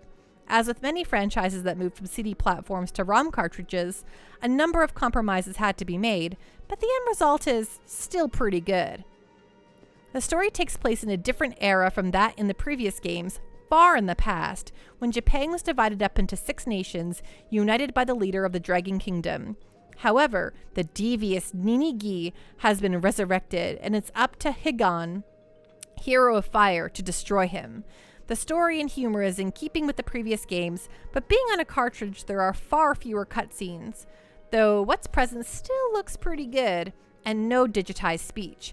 Though the soundtrack is no longer orchestrated, the music here is still fairly decent. The ROM size is fairly large at 40 megabits, though it also includes a decompression chip, as did Enix's Star Ocean, to allow more data to fit onto the cartridge. The in-game visual style has changed. In most areas, the characters have more realistic proportions, a la Chrono Trigger, though the chibi sprites are maintained for the overworld. The battle system has changed slightly now, viewed from an over-the-shoulder perspective, a la Phantasy Star 2 and 4, so you can see your party members attacking. The big gimmick of Tengai Makyu Zero is the PLGS, Personal Live Game System, as the cartridge also has a built-in clock that functions as a calendar. There are special events in various areas depending on the year and day, particularly on holidays. It also requests the player's birthday and gives them a customized celebration when it comes around. The downside here is that this drains the battery more quickly than usual, so most cartridges need to have them replaced. Plus, the Japanese holiday schedule has changed, so events don't line up after the beginning of the 21st century. None of these are issues when playing on an emulator, since the clock can be tweaked manually, but there's no way to manually adjust the clock without restarting your saved game. Plus, it's possible to miss events if you can't play on a certain day.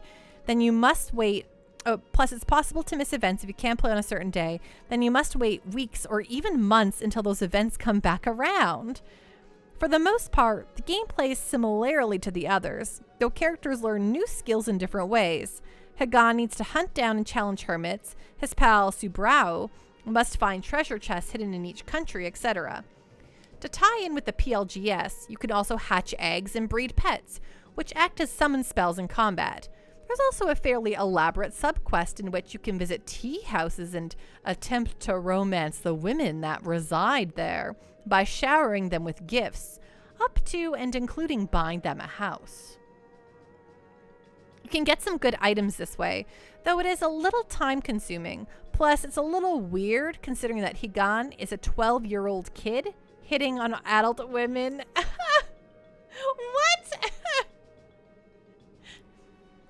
Overall, The game's an interesting bit of technology, though the story and characters don't really live up to those in the PC Engine games, and outside of its novelty, it fails to stand out in the FSC RPG crowd.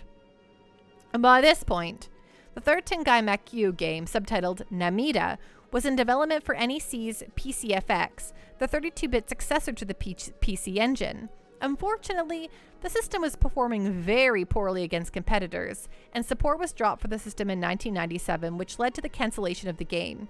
Very little of it has ever been made public outside of some artwork, so it's questionable how far development had actually progressed.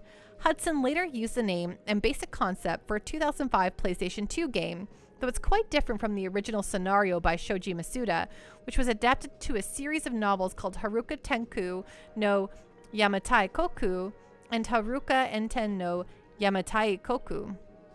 I know I mispronounced all of that, and y'all just gotta deal with it, because I'm not gonna sit there and sound out all my exact Japanese at the moment. The series continued on the Saturn with Tengai Makyu Daion no Mokushiroku, the Fourth Apocalypse. There's a Roman numeral 4 on the title, so it kind of acknowledges that there had been a lost third game. This entry shifts the setting away from Japan to North America, starring a young man named Rising, a member of the Fire Tribe like Ziri and Majimaru before him. Beginning in Alaska, the game eventually moves southward, visiting towns like Seattle, Chicago, and New York City, and even spend a little bit of time in Mexico. Along the way, you'll meet Yuno, a Native American woman, Xango, an immigrant from Japan who desperately wishes he was a samurai, but is actually just a butcher, Ace, a cowboy gunslinger who's a relative of the earlier hero Kabuki, Bob, a Jamaican bobsledder, and Kamon, an evil robot who turns good. Much like that of Japan in the PC Engine Tengai Makyu games, this game's world's North American history and geography bear only passing resemblances to the real thing. Alaska, for example, is an island. Rising crosses the ocean with the help of an enormous buffalo god. A buffalo god? And Seattle and Portland are transplanted from their real-life locations to the state of Montana. Indeed, part of the appeal of this game is seeing these JRPG interpretations of U.S. cities, and areas like Carlsbad Caverns represented as dungeons. It's also a mishmash of standard role-playing magic. Oh my god, it keeps going! Native Americans have the ability to teleport around the country, for example, and anachronisms. There are cars, tanks, robots, gigantic mechas, and televisions, to name a few items that didn't exist in the early 20th century. The bosses are just as ridiculous as before, too. Candy is a young starlet whose siren calls cause young people to join her. Ron Terry is an evil Hollywood producer who wants the power of film to draw innocent wannabe actors and actresses into the cult's grasp. Madame Appetite is a large pig woman who leads a gang known as the Debu, Fat Rangers, and whose goal is to make everyone in Southwest America obese, and then turning them into food. And TV Man is a man with a television for a head who brainwashes the citizens of Atlanta with propaganda. What does this say about what they think of America? While the 2D sprite-based visuals used throughout are high quality, it's really the battle scenes that are most impressive. The enemies here take up almost the entire screen, looking almost like a real anime battle. The animation is a little limited, and you can only fight a few enemies at once, but the effect is incredibly cool looking. It's a shame so many 32-bit era RPGs went for 3D over quality 2D like this. There are plenty of anime cutscenes too, many used for dramatic emphasis during boss fights. Beyond the initial Saturn release, Daion no Mokushiroku was ported to the PSP, which alters the proportions to make use of the system's 16:9 screen and makes a few small minor additions and changes. This would have been a good time to introduce the series to English speakers, especially since it'd be more likely to understand the themes and settings than any of the ones set in Japan, but unfortunately, it was not meant to be. The next entry, Oriental Blue I no Tengai for the Game Boy Advance, released in 2003, is something of a soft reboot. The game still starts off in ancient Japan and even leaves the country to visit other areas of East Asia, but the style and tone are drastically different from those of previous games, abandoning the bright anime character designs for a more serious look. The first-person battle system of the first 2 PC Engine titles is retained, but otherwise, you probably couldn't tell it's part of a game series. You're learning? The game opens with you choosing a male or female protagonist who begins to have visions in which a girl warns of monsters that must be stopped. Oriental Blue features what developers call a free scenario system, whereby the storyline can be influenced by your actions. In addition to a plethora of subquests, the plot can change depending on whether you defeat certain bosses, and different characters, over 10 in total, can join you, depending on your main character. While the somewhat non-linear system is a great idea, it still goes at the molasses pace of the older games without maintaining much of the old goofy joy. The game was meant to be the start of a new trilogy, but it was a flop, and subsequent games were cancelled. In the PlayStation 2 era, Hudson decided to revive the series by looking back at its infamously cancelled PC FX game Tengai Makyu 3, Namida, and attempting to revive it. The hero is Namida, a young man with amnesia who washed ashore near a small village when he was a little boy. When evil demons, known as Ami, kidnap his friend Ichio and destroy their town, it's up to him to save her. Naturally, Namida has great power, and after rescuing his friend, he sets off on a journey to free Japan from the evil demon leader. The battle system has been given a huge overhaul, ditching the old-fashioned first-person combat. While most RPGs have you fighting 3, maybe 4 bad guys at a time, Namida routinely tosses around between 10 and 30 foes. Each attack by your character can knock out as many as a dozen enemies, so combat moves quickly, and it's pretty cool to see your characters plow through rows of enemies like a bowling ball, sending them flying aside. Each character has a certain number of attacks per round and can switch between regular attacks and special abilities. The biggest problem, unfortunately, is the load times. Every time you change screens, including entering and exiting houses and towns, you're greeted by a load time of between 3 and 7 seconds. This would be tolerable if the game is worthwhile, but while the overall product isn't bad, it's really missing a lot of the pizzazz and humor of the older games, and the new low-budget 3D visuals just don't have nearly the same charm as the old 2D artwork.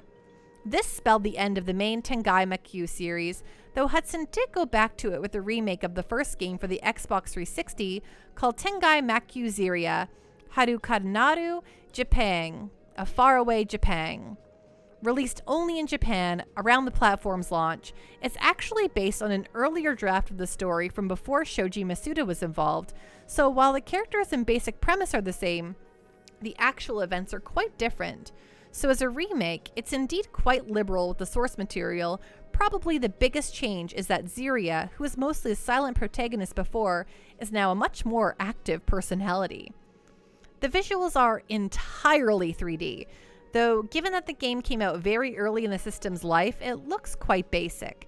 The battle system uses a third-person perspective and allows you to summon each character's respective animal. Ziria has a toad, Tsunade a slug, and Orochimaru a snake. A slug? I want to summon a slug. Sorry. It also has a number of brand new HD anime cutscenes. It's one of the few Japanese Xbox 360 games unreleased in North America, and it's easy to see why. It was mostly meant as a way to hit the nostalgia buttons of the Japanese gamers, giving them something familiar in a new context and with more modern mechanics.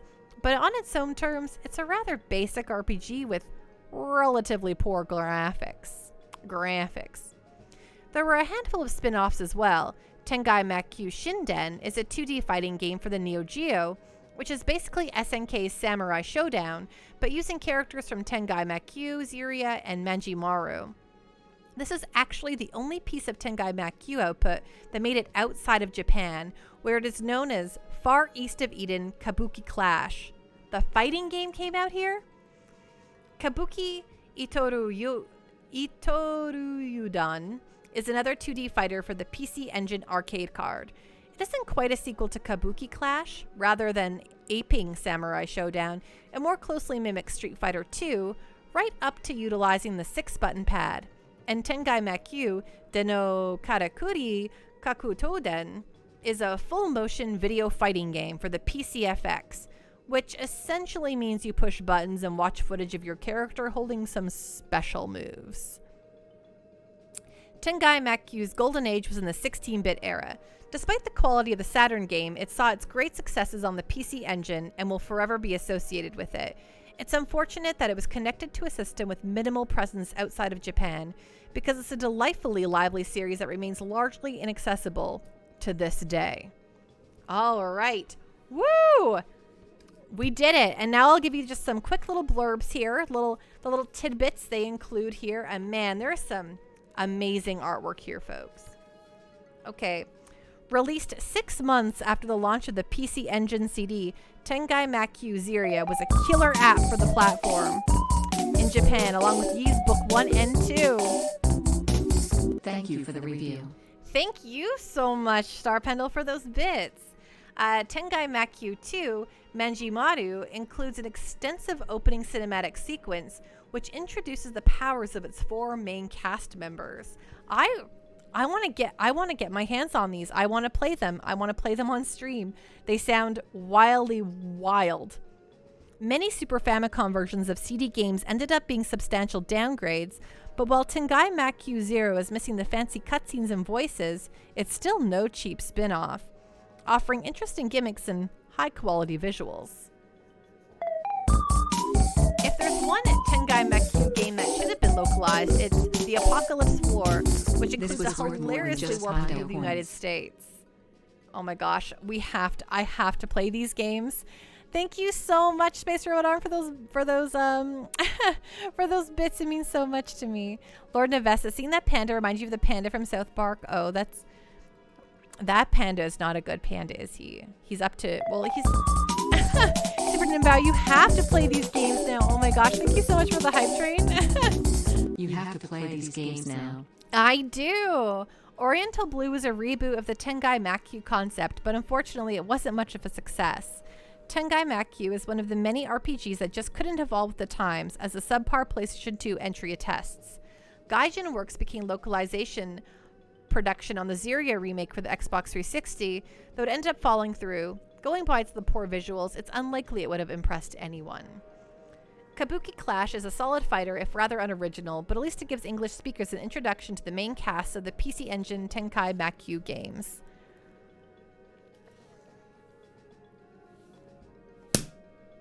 Ding! Wow! I do. These games sound like so much fun. Thank you so much for those bits and starting that hype train, everyone.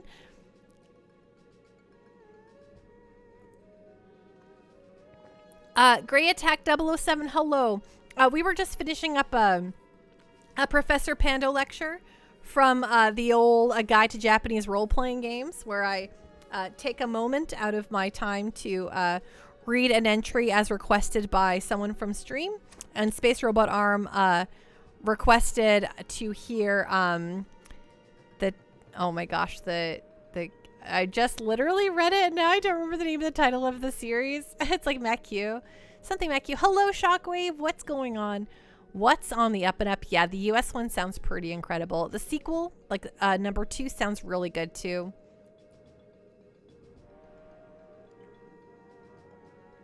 Gray Attack. Oh, I saw Happy Console Gamer show that off. Yes, as hey, thank you so much, Star Pendle. That means so much to me. As someone who, like, I'm very passionate about all video games, but what turned me into the big old, what inspired me to join the video game industry, I'm not in it right anymore, but when I used to work in the industry, what made me the giant enthusiast for video games I am today, it was the JRPG. And this channel here is dedicated to JRPG, so having the definitive textbook version of that just goes through almost every JRPG series and game ever is incredible. Hey Vaccine, what's going on? What's on the up and up? So great to see you. I hope you're doing well. And things are going great. And yes, we do have a hype train. Thank you so much for starting that hype train, Star Pendle. Thank you so much for those 2 gift subs. That is so, so kind of you. You are a rad news rhino. That's what you are. I hope everyone's doing okay. We were playing a video game. Hey, thank you so much for the sub. Heck yeah. Doing very well. Smiley face. Smiley face. Thank you so much. I'm so glad you're doing well. Lord Nevessa, we have a little, thingy for it. So textbook. There's all the info you need to look at this book. And I think it's sold out, but at least you can read all about it and where you can buy it from. So how handy is that? Hey, thank you all for completing level 1 of the hype train. That makes your Pando very happy. You think they're restocking soon? That would be very nice because I'm selling this thing like hotcakes. I'm just kidding.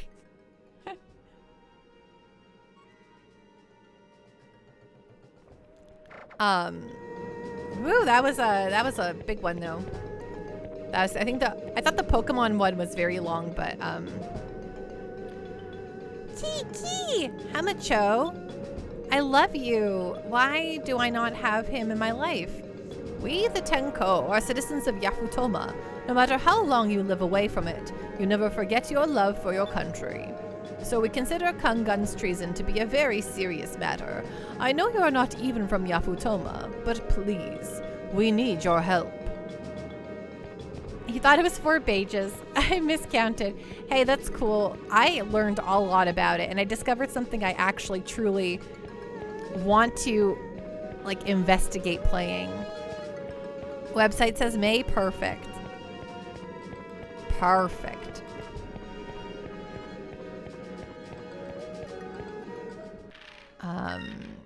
Yeah, I got it for Christmas and I was like, oh my gosh, this has become one of my prized possessions. It's incredible. Let me tell you what. I don't know what it is about this soundtrack right now, but I hear like a little like bing sound every so often, and it's sounds like a coin from Mario, a coin thingy.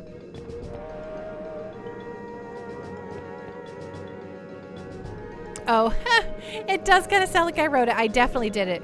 I did not write this book. There's a bajillion collaborators that they have a long list of collaborators for creating this book.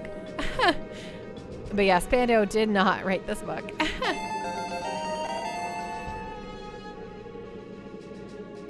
Perfect. There you go. Lord Nevessa, book check set.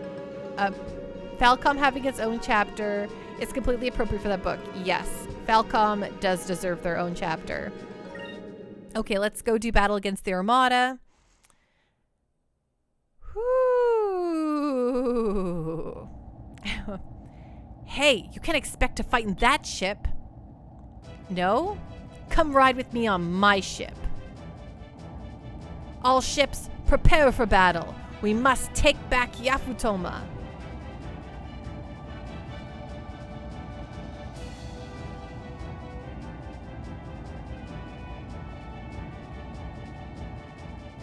Killing it. Ow, I don't know what that was. I just hurt myself doing that, so. Our scouts have reported that the Armada and the Yafutoman fleet are patrolling Kazai Lake. Vice, your ship is also patrolling with the Armada.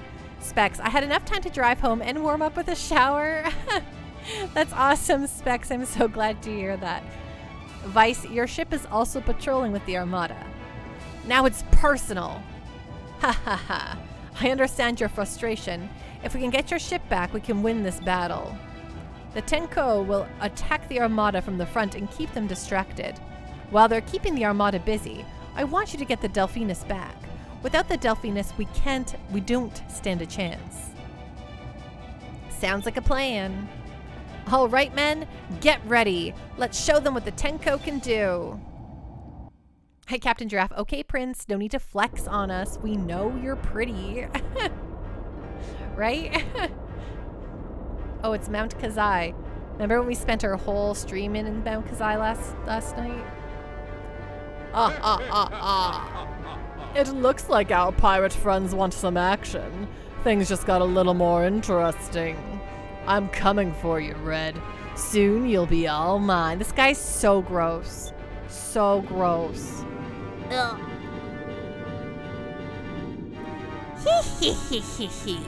The Westerner ship is nice, very nice. I think I'm going to enjoy this.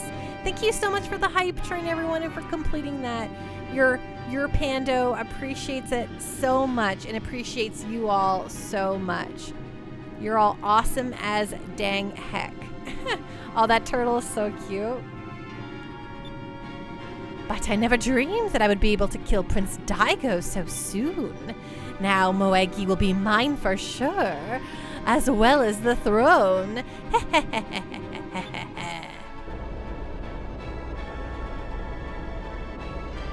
I'm sorry. I'm sorry, handsome. I didn't want to have to fight you. But for Valua and Lord Galcian, I must. Tenko ships straight ahead. Tenko ships straight ahead. They are a range of our cannons. All right, everyone, listen up. This is it. If we win this battle, we will rule the East. Let them feel the power of the Valuan Armada. Fire at will. Fire! Thanks, boss dog. I really love doing bells as well. I love that lofty, I'm a very fancy woman kind of voice who's going to ruin your life. This one's very fun to do. Space robot arm. The guy's the Don Cornero of Skies of Arcadia. Oh my gosh. Yes. Though I think Don Cornero is just a little bit more grotesque. So far, the battle is even. We're more maneuverable, but we can't seem to break their lines. Vice, keep an eye out for your ship. It's got to be around here somewhere. All right, everyone. Be ready for action. When we find the Delphinus, let's take it back. Air pirate style. Specs. Hey, Vice. Check out the size of my cannon. Want to compare sizes? Oh, no. How fares the battle? My lord, the Tenko are swarming all around the Valuans, but the Armada is holding their position. We seem to be at a stalemate. I see. Very well. It is time for us to join the battle and end this, once and for all. Of course. Who didn't see that coming? A Gigas fight? After we got a crystal? We can't break their lines and our ships are taking serious damage. I don't think we can take much more of this. I'm going to give the signal to retreat. Today, Valua has won. My lord, a ship fitting the description of Captain Vice's ship is heading our way. What? Are you sure? Yes, my lord. I'm positive it's the Delphinus. Daigo, if you can get us close to the Delphinus, we can take it back and win this thing. Hey, Space Goat, how you doing tonight? What's going on? What's on the up and up? Oh, ha ha ha, I see. Okay, Vice, you got it.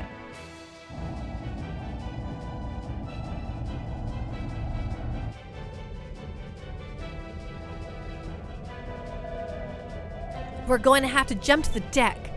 Huh? It's okay. I got you, Fina.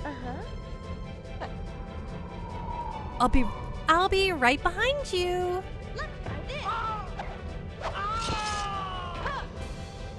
Space Goat, you're super tired tonight, but you think that's just because you're so chill. Well, that sounds all right. I'm sorry, like, if you like being, I mean, the being super chill part sounds very nice. I guess they were expecting us.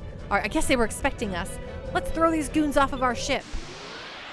It's not going to be too hard, I don't think.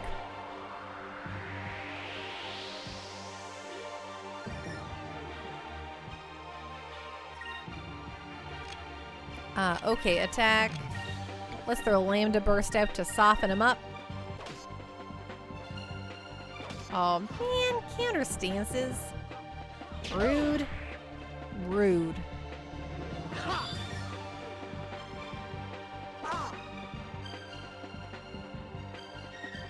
Fire consume my enemies! Lambda burst! Lambda Burst. I wonder if it's because magic it won't hit me. Space Goat. I'm kind of used to tired at this point, lol. I have this bad habit of loving to stay up late, but also loving waking up early. You just like being awake. Sleep's just a waste of time, right? I love sleeping, but I hate going to sleep. Does that make sense? Like, I always want to stay up. But then when I'm in bed, I'm like, this is so great. Why would I ever fight this? Sleeping is good.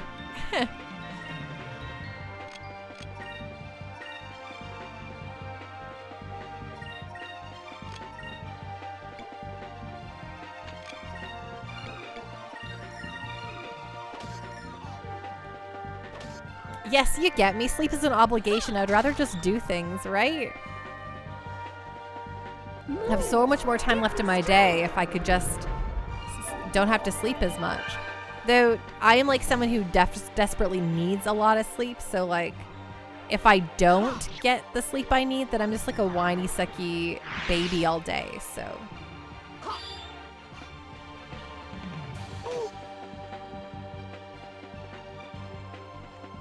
Skull Shield completely blocks their counterattacks. Well, that's fun to know.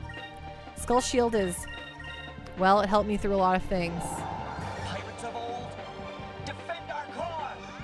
And by a lot of things, I mean it helped us against the one pirate that one time. The bad pirate, the Lapan or whatever.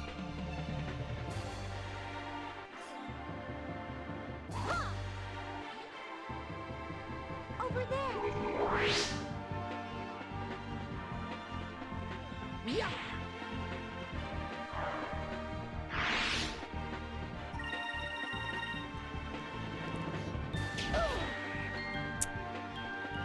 Space Goat. Oh, I run into that as well. As your hair grays, your need for sleep grows, but you want to stay up to 2 a.m. and wake up for tea for the sunrise.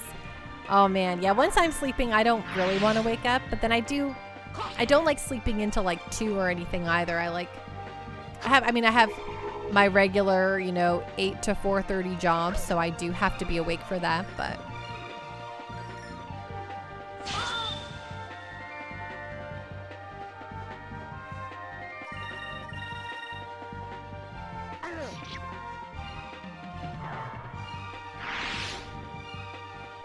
An utter victory. an utter victory.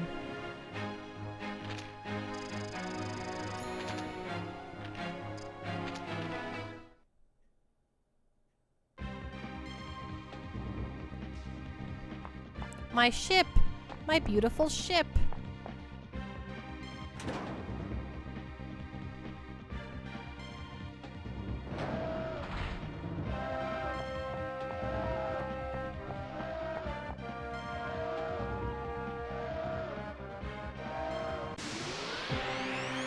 Space Goat, your body's not meant to be at rest.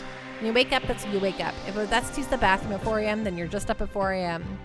That's not good for... It's not good for you, I don't think. Specs. That and Delta Shield for magic user. And you're pretty much invulnerable. Yeah, that sounds like a really good, something I'll definitely do. When I'm not lambda bursting my life away.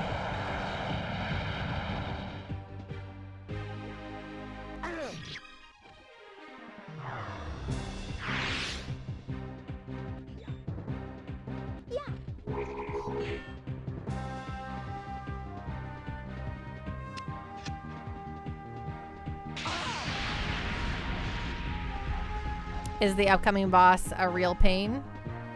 Specs?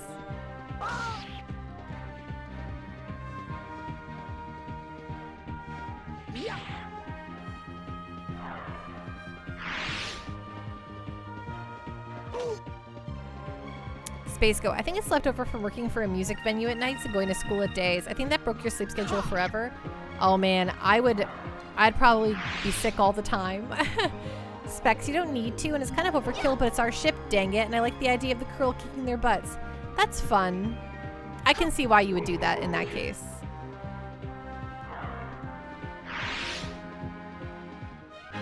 We did it!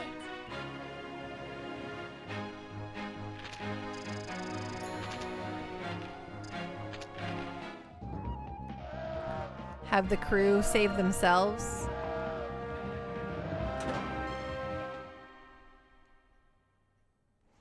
Boss dog. I've done that in the past. Well, I guess I'm up now, and it never works out. Yeah, I am always, if I don't get enough sleep, if I have anything less than 7 hours, ideally I get 8. But if anything less than 7 hours, I'm like zombie Pando. Like I'm just like the worst. I get like headaches. I'm like cranky. I'm just a whiny, sucky baby. Space Go. I don't actually get sick ever. That is not to say that a 22-hour workday on weekends isn't going to eat you alive. Yeah, that will murder you. You feel terrible if you don't get 8 hours? You also have bad insomnia? Aw, Specs. I definitely do not have, I don't have any sort of sleeping issues. I fall asleep kind of immediately. Miraji, we'll be taking back our ship now. Do you think I'm afraid of you? You aren't so tough. Why are you fools just standing there? Get them! You betray those that trust you and needlessly endanger the lives of innocent people, all for your own personal gain. For the honor of Princess Moegi and for the people of Yafutoma, I will strike you down. Face my blade, coward.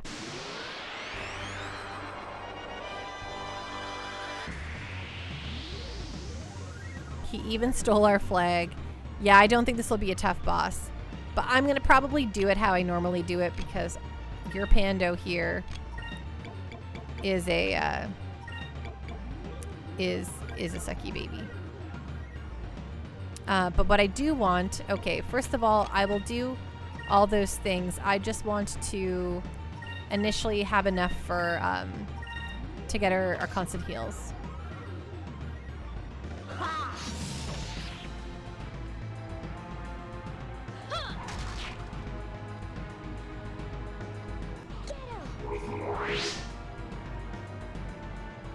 Space Goat. Once upon a time in 2018, your schedule would be wake up at 5 a.m. for your work at a dispo, commute from 6 to 7, work from 7 to 12, school from 1 to 6, music work from 7 to 2 a.m., get home at 3 a.m., sleep till 5 for work the next day. That was 3 days a week, but oh boy, those were the worst 3 days. Yep, your Pando would be dead and gone. Just bury me. Stick a fork in me, I'm done.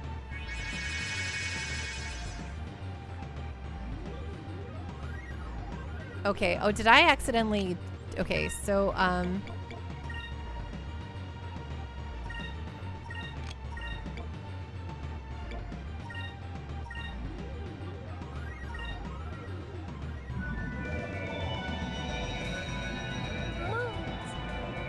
Oh, I'm probably going to wake him up right away here because I didn't notice.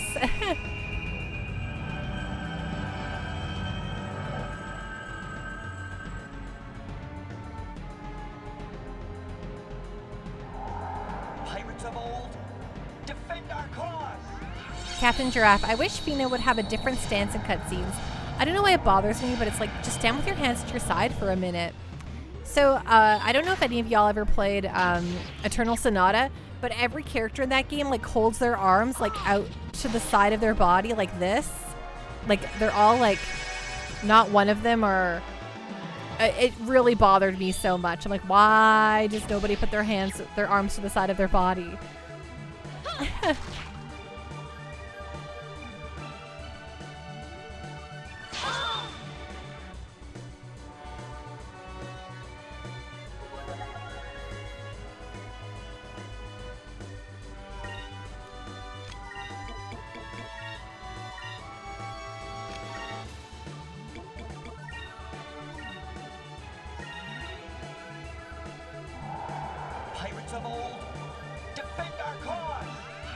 Space Go, I really liked my life during that time, as rough as sleep was. I still look back at it fondly. So I never did that for like multiple days in my life. However, like for like more than like a stint. But when I used to go to GDC, I used to volunteer, and so you had to sign in for morning meeting every single day at 8 a.m. If you were a volunteer at GDC. But of course, it's like a big, video game developers conference. And so there's lots of really cool parties to go to in the evening and lots of cool people to like meet and talk to. And so like you know, you're out late and then you go to bed at like 2 and then you're up super early to go. I had to go to the morning meeting and it was always very fun.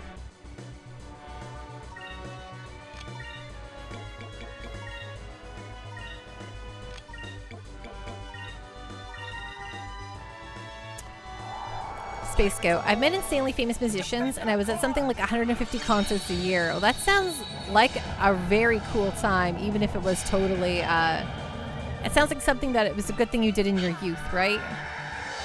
Delta Shield!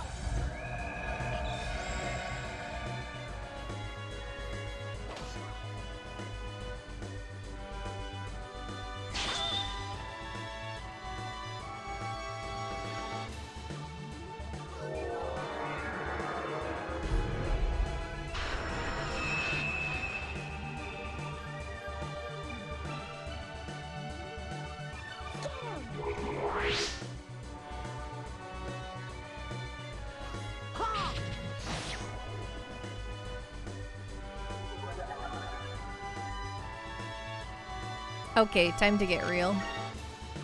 Cutlass Fury on this guy.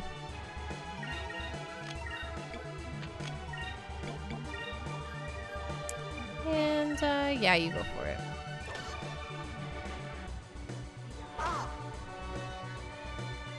Definitely. You're glad you lived it while you were young. You're also glad you stopped now that you're older, of course.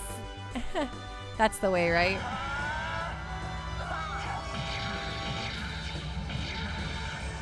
Cutlass Fury!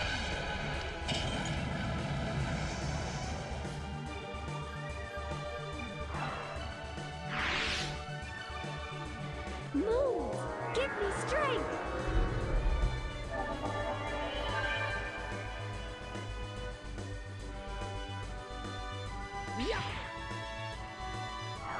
Ah! He died before he could counter stance. What a sucker.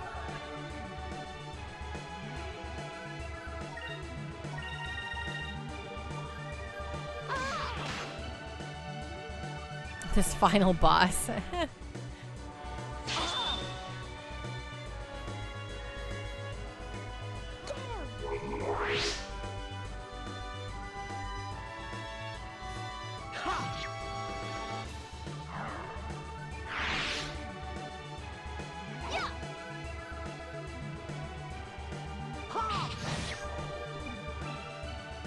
Space Go. Also, your venue is bought out and turned into the worst nightclub.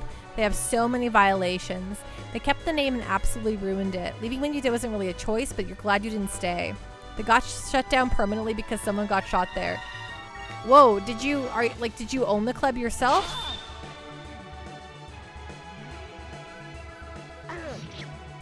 Or no, it was just where you worked, right?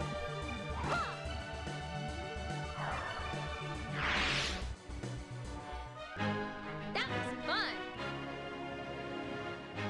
Oh, right. You were just really invested in it personally. That makes sense. Okay. I get it. The way I read it, I was like, whoa. And I'm like, oh, wait. No, I think I understand.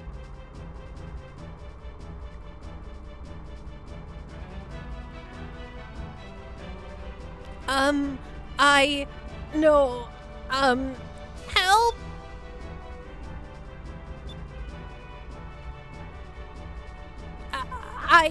I'll give back your ship. Just spare my life. Please, let me live. You're too pitiful for me to run you through. I'll spare you, but you'll pay for all of your treachery. All right, we got the Delphinus back. Now let's even the odds. There's a ship coming in from the starboard side. It's coming in fast. You were the marketer for the club, and watching it fail hurt after years that you put into making it run. Or at least getting people to show up, you should say, of course. That, I understand that. Yes, kill suspects. There's something about it that disgusts me. That ship. It's the Draco. It's Vigoro's ship. Talk about trying to compensate. That guy's got a complex. The Armada is being led by Belza and Vigoro. If we can take out their ships, the rest of them will fall. Our next target, the Draco.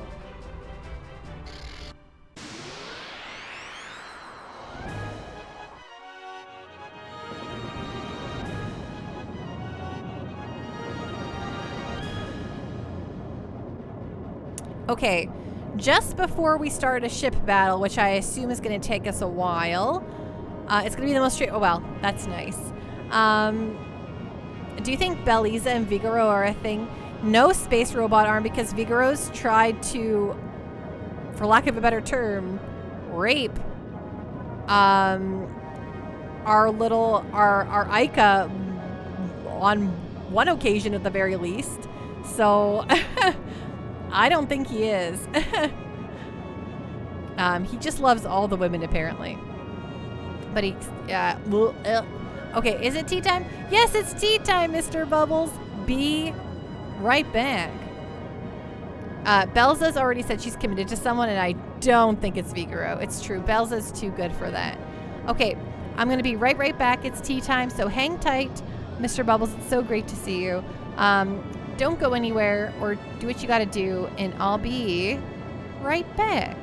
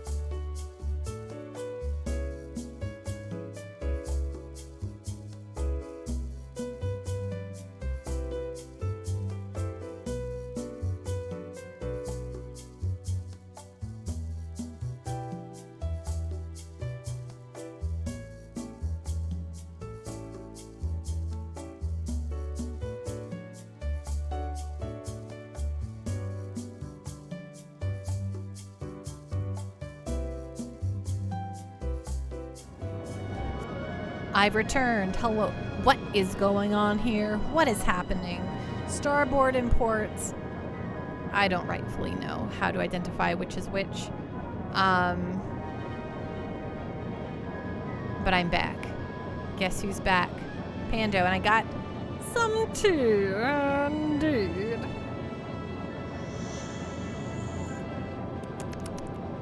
She appreciated all that ASMR sounds of slurping my tea. Okay, anyway, continuing on. Hello, Vice. My cannon's bigger than yours. Now, feel the destructive power of my ship, the Draco. Ugh. I don't want to deal with this guy. Okay, let's hit him with some stuff, I guess. Yeah, let's hit him with that Yamato spirit. Know what I'm saying, folks? You can use the torpedo, I guess. And you can do a thingy. And you can do another thingy.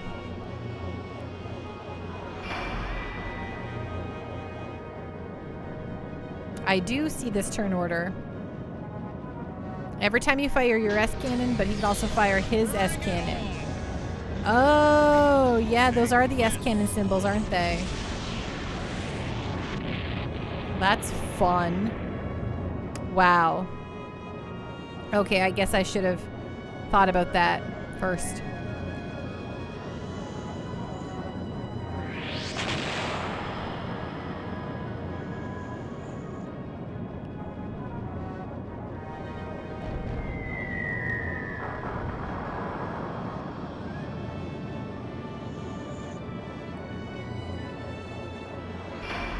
What tea is it tonight, Le Pandoy?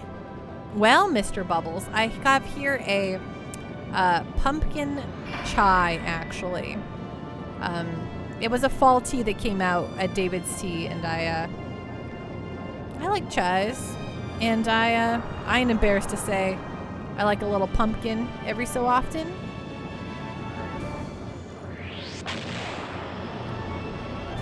And I put some honey in it to make it sweet. Chais are great. Agreed. Now this is more like it, a face-to-face confrontation. This is how real men should fight. Great. Okay, well, in this case, let's use the little, what is it?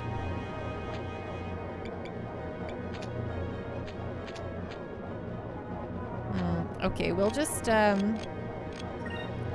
we gotta have enough here, so we're just gonna focus. And you're gonna focus for us. You'll, we'll do some guarding. And you'll do some guarding.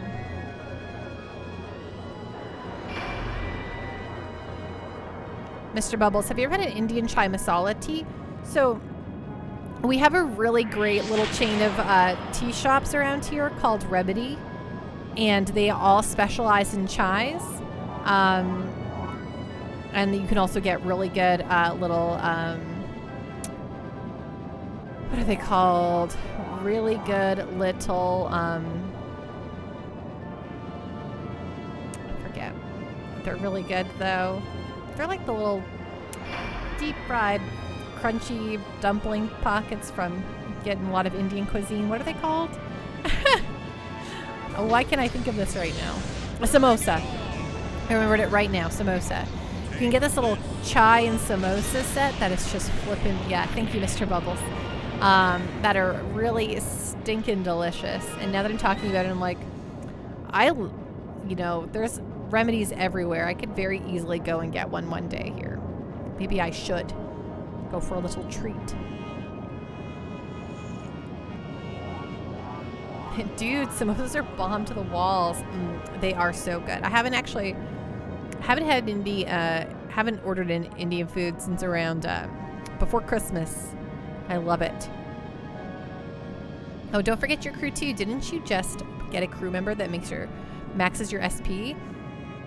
Oh, right, Captain Giraffe. If you are piloting the ship facing the bow, starboard is to the right, Port is to the left. Easy way to remember that is left and port have the same number of letters. Oh, right. Yes, I have learned that little trick. I'll put myself in a locker to make it easier. Okay, I read that comment first and I'm like, gosh, why are you being so hard on yourself about nothing? And then I read your dorky starboard and port knowledge, and I really appreciate it though. I love learning facts. Panda loves facts. Factoids. Mr. Bubbles, favorite Indian dish are either paneer tikka masala or aloo choli, the way they eat it in the Punjabi province. I love a good paneer. Oh my gosh, I could mouth watering thinking about a good paneer all day, every day. I love a paneer. Wow, I knew the Delphinus was powerful, but damn, that thing's strong. But that will make my victory all the sweeter. I will prove that I am the strongest man in the world. You remember the song Barges as a kid? That's where you learned the colors.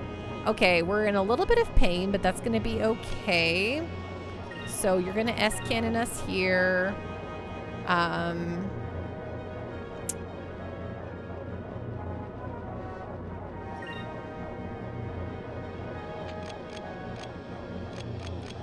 Okay, then you're going to, and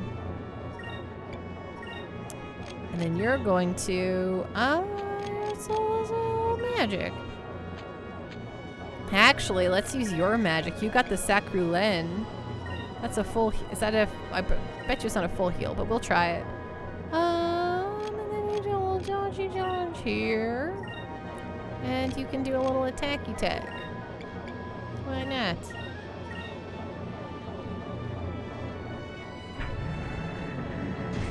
Fall Starbucks trick if you don't like coffee. Half chai, half pumpkin plus steamed milk. I always order, I never get full sweet anything at Starbucks. Every time I go, I get everything half sweet. Half sweet because everything else is way too much. Mr. Bubbles, aloo chaloi is literally chana masala with potatoes and a bit of a different sauce. Oh, hey, add potatoes to anything and I'm happy. Oh, did we just, I was like, did we just die? No, we didn't quite die yet.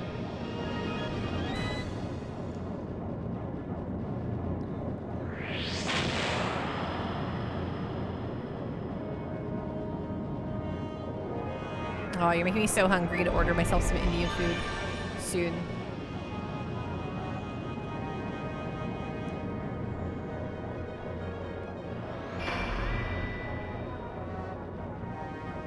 You don't like coffee? Fair.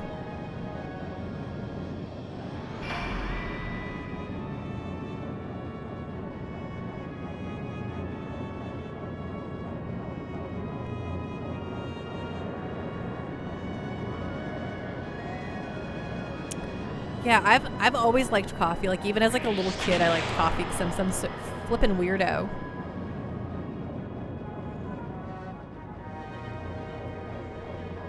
Nekomichi, your favorite hot drink at Starbucks is an off-the-menu item. Apple chai infusion. That sounds nice. Mr. Bubbles, Pando, I feel you, but it's so expensive. But that garlic naan, ugh, gurgle, gurgle, gurgle, so good. Is it really expensive where you are? I feel like it's, I can get it for a decent price if I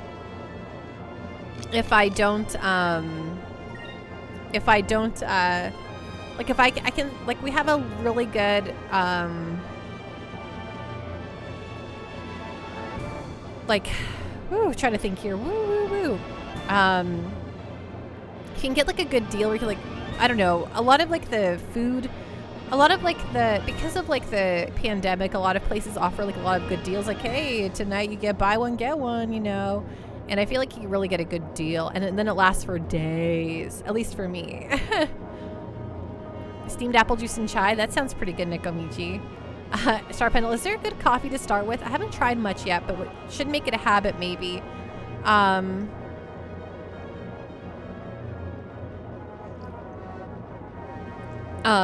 So I think my thing is, okay, so if you're not hooked, I would say don't get into coffee if you don't have to.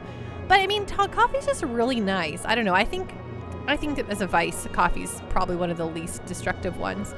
And it's really, some people say coffee can be good for you. But I think if you're going to get into coffee, I would recommend just, it's hard to say. Like I would say, like go to a place that has a reputable coffee around you. But it's so hard because sometimes like fancy coffee is acidic, and I hate acidic coffee, so that wouldn't be a good reco for your first time or like trying to get into coffee. But I would just get used to ordering coffee with a bit of cream and sugar, because you want to just see if you like it when it's its most bad for you. And then try to wean yourself off that stuff, and then see if you still like the taste of coffee. I don't know, it's very different. Mashed potato fat. I'm trying to do a low sodium diet, but I love Indian food. Gulab jamuns are amazing. I couldn't. Okay, so I'm not doing a low sodium anything. I don't think I could. Sodium is one of my very most favorite things to put into my body. And hey, I'm doing okay. But it's probably not, like I try to, when I'm buying like food for my house, I do try to read the nutrition and being like, is it really good to put 80% of my daily sodium intake in this one noodle dish? Maybe not. So like I'll buy like low sodium like stuff, and then I'll just add my own salt as time goes on. But yeah, that stuff, like Japanese food too, so much sodium. Oh, so good though. Mr. Bubbles, well, depends on the province. They're from Punjabi dishes or EXP, but tastes way better than more common provinces like Rajasthan or Gujarat or South India are cheaper. Oh, are cheaper. That's a dessert though, lol.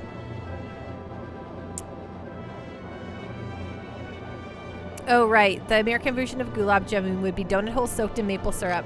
Yeah, I do not love, that's the one thing. I'm not a big fan of the desserts, but I'm not a big dessert person as it is. So, but I don't like those donuts in all the sweetness. It's too much for me. Sorry, I'm getting very distracted here. We'll just do this, and you can do this.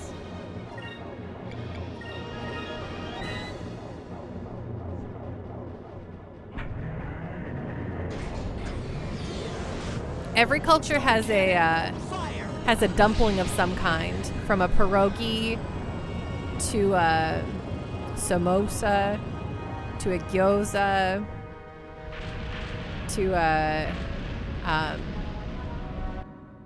empanada. Oh my god, I love empanadas.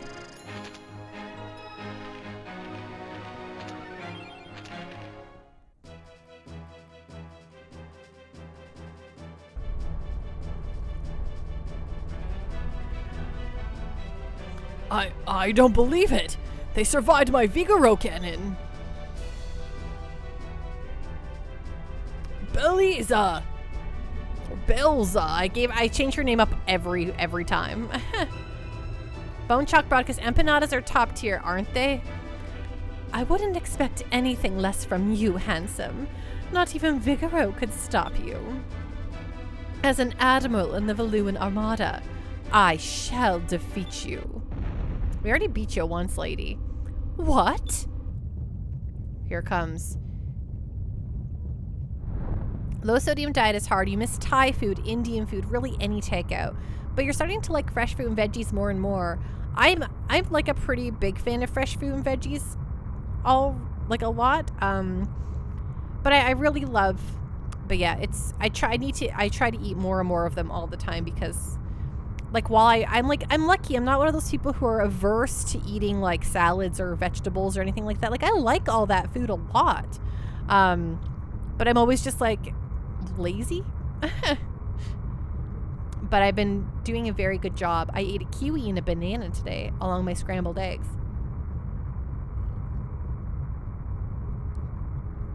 I love a nice cheesy empanada. Oh, I haven't had an empanada in years though.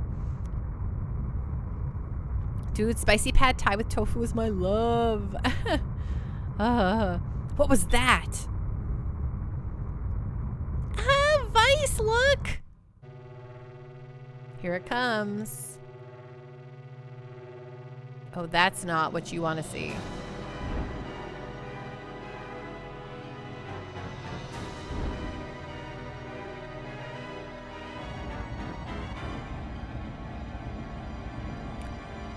Heh heh heh heh. Soon I shall be rid of both the Westerners and the Tenko. Go, Blueheim. Blow them out of the sky. Captain Giraffe, I think the only time that I will finish a very rich or deep fried dessert is when you're with friends, and it's likely you'll get dessert. It's not always fun, but I paid for it, and the almighty dollar rules everything. Yeah, I always share desserts if we're doing a big outing.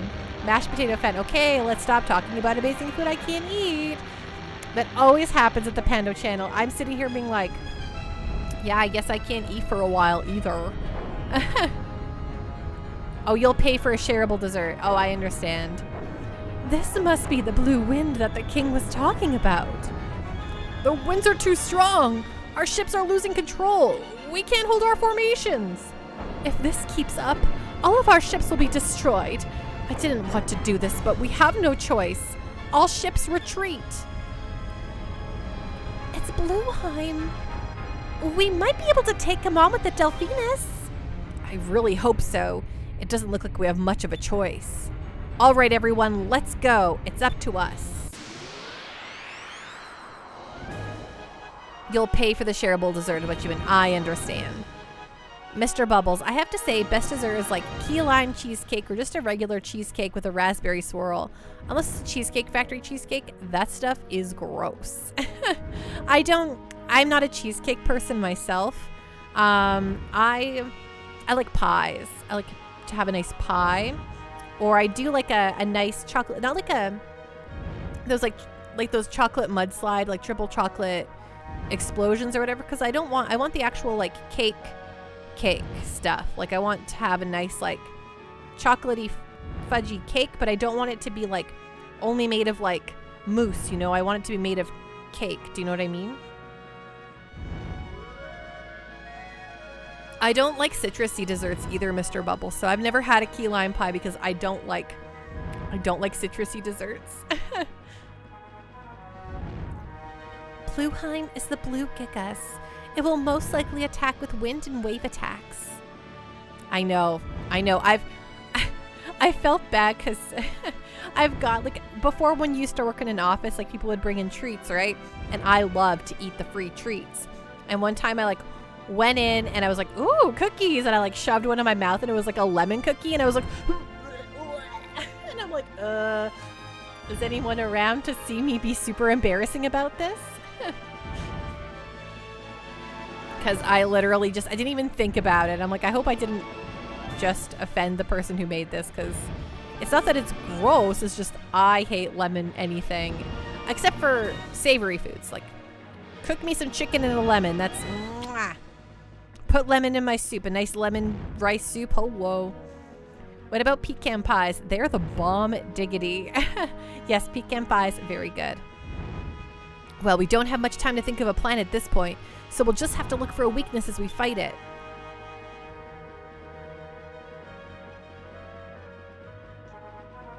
Okay. This is a Pokemon. I didn't realize that. You are the forgiven now, Pando. My very favorite is a nice blueberry pie. That's what your Pando really likes the very best.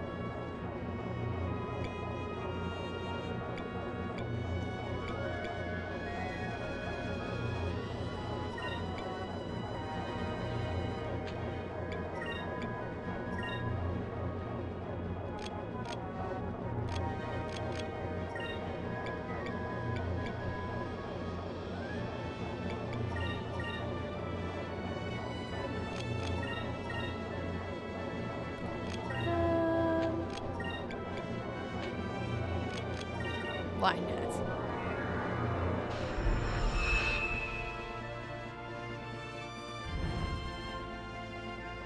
Oh, Mr. Bubbles, you're definitely not on my poop list, because guess what? Everything is subjective, and I would never tell you that you're wrong or a bad person for not liking the things I like.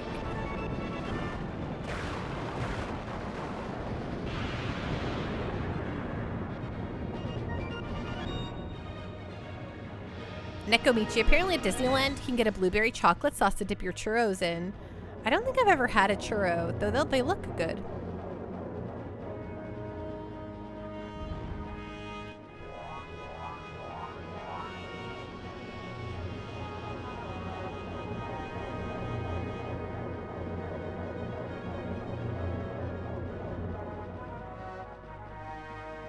Mr. Bubbles, they always make it look your ship is just destroyed with those attacks. It's very true. It's deeply unsettling.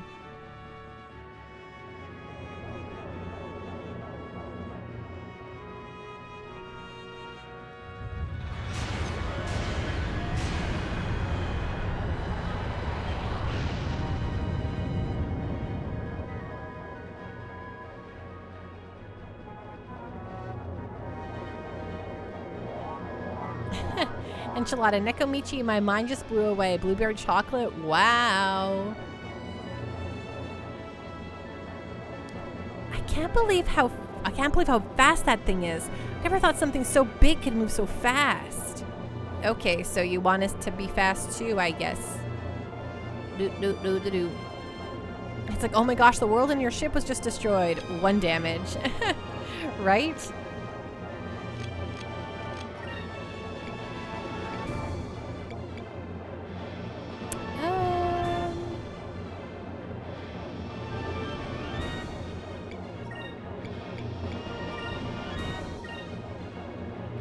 And then you will go.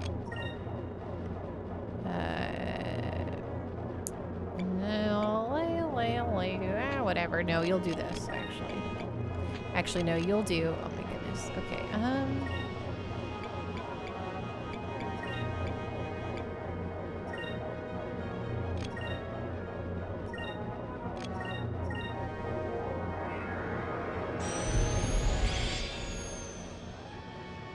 Captain Giraffe, I just hate having this was a $16 dessert. Your one bite better be a mouthful. Yes, were you sharing this? Why are you being weird about this? Oh no, our spoons touched. We've known each other for 10 years. What are you worried about? Oh no, I've never encountered such weirdness when it goes to eating dessert with other people, but at the same time, I guess I'm usually just with my family and loved ones, so...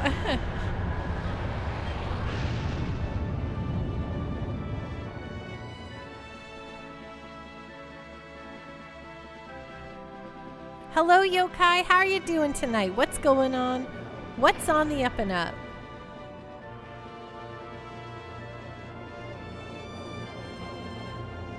Mr. Bubbles, I once made a homemade Oreo cheesecake with Oreo crust and homemade Reese's peanut butter and Hershey's chocolate frosting. Would that turn you towards cheesecake? It was delicious. I mean, cheesecake is absolutely fine. Like, I'm not disgusted by cheesecake. It's just way too sweet. Like, after like 3 bites, I'm like... Okay, thank you. I feel it like, I don't know, something like, I'm like, well, oh, too sweet. Yokai, you just had a big idea for a game? Well, it sounds like you gotta write that sucker down and start producing it.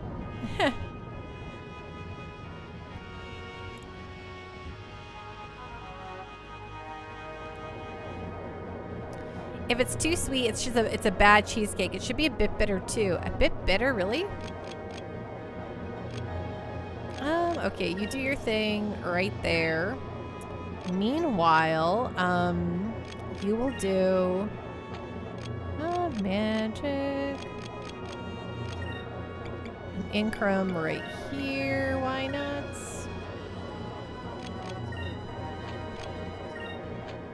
And you can just throw down a focus. And you can throw down a focus.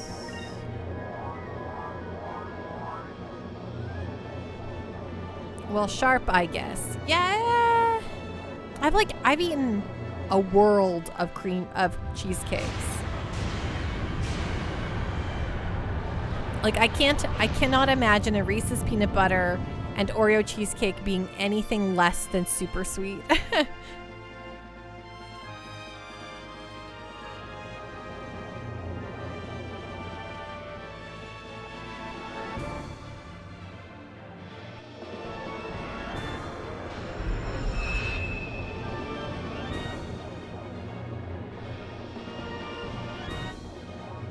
Now that being said, your panda's favorite dessert, ice cream.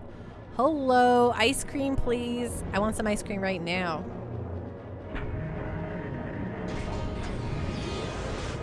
Moonstone cannon, fire!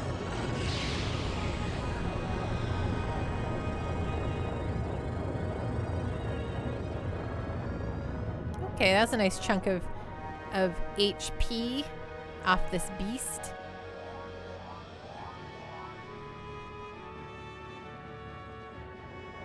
Yokai, you know Super Mario Bros. 2, the unique game where you threw vegetables instead of just stomping enemies? I've been thinking about it, and despite all sorts of homages to retro games, there hasn't been one to that game. You mean Doki Doki Panic? I wonder, did they ever do like other sequels to those games? Like, and we just never got Japanese releases of them? I mean, we just never got their Japanese releases, I mean. What an incredible blast of wind. It's blown us completely off course. Watch out! Blueheim is preparing its next attack. This must be its strategy. Using that burst of wind, it pushes its enemy into position for its next attack. Unless we can do something to counter that wind attack, we'll be helpless against this thing. We need to try and think of a plan.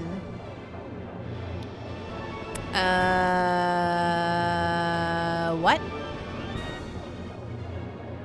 Mr. Bubbles, dang, just DC'd thanks to Xfinity's nightly loss of internet. Aw, Mr. Bubbles. That's a real humbummer is what that is. Specs, I mean, Peach throws turnips and floats in Smash Brothers, that's true. Okay, we need to wait, you don't dodge.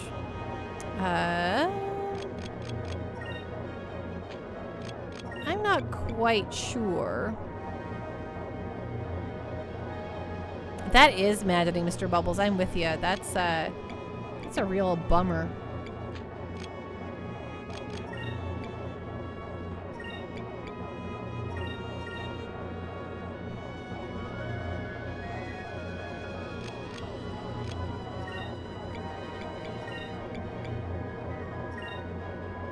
Okay, dodge, dodge. And Sniffits. Right. And Shy Guys. And you're forgetting Birdo.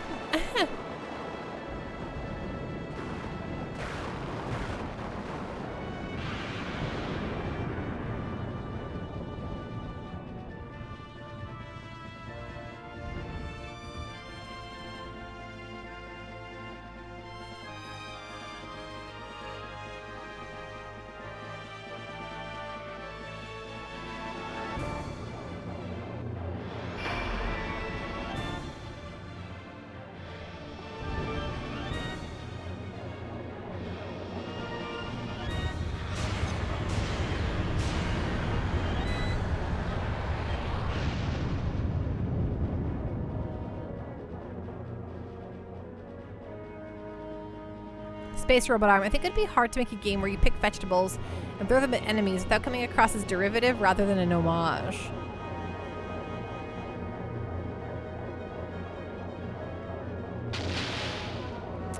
Yokai, still I've been thinking, what if I could rope some people in within a few years and work on a game that nails a similar essence? A whimsical setting with cute art and you yeet stuff at enemies. I mean, that'd make a lot of folks very happy if you have the right aesthetic.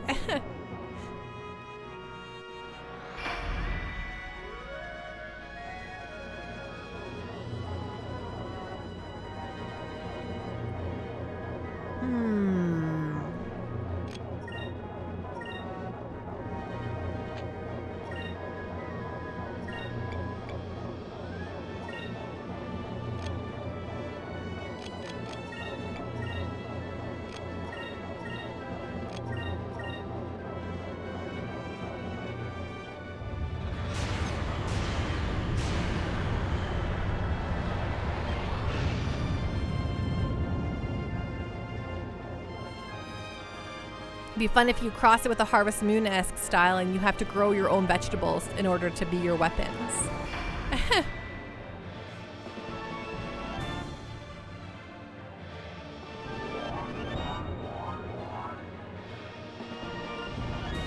Lol.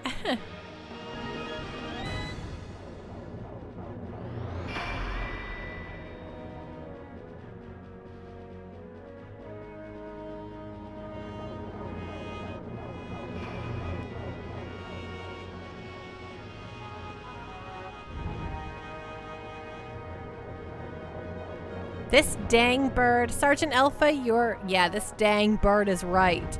How you doing tonight? What's going on? What's on the up and up?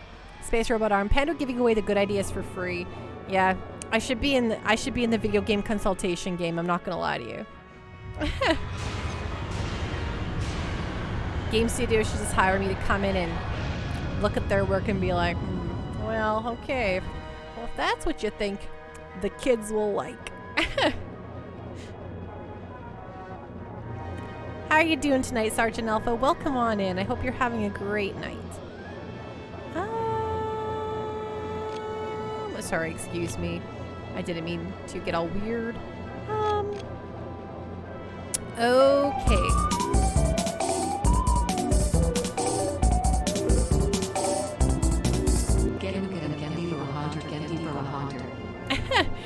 Thank you so much, Mr. Bubbles. I appreciate those bits. It means so, so much to me. You're so generous.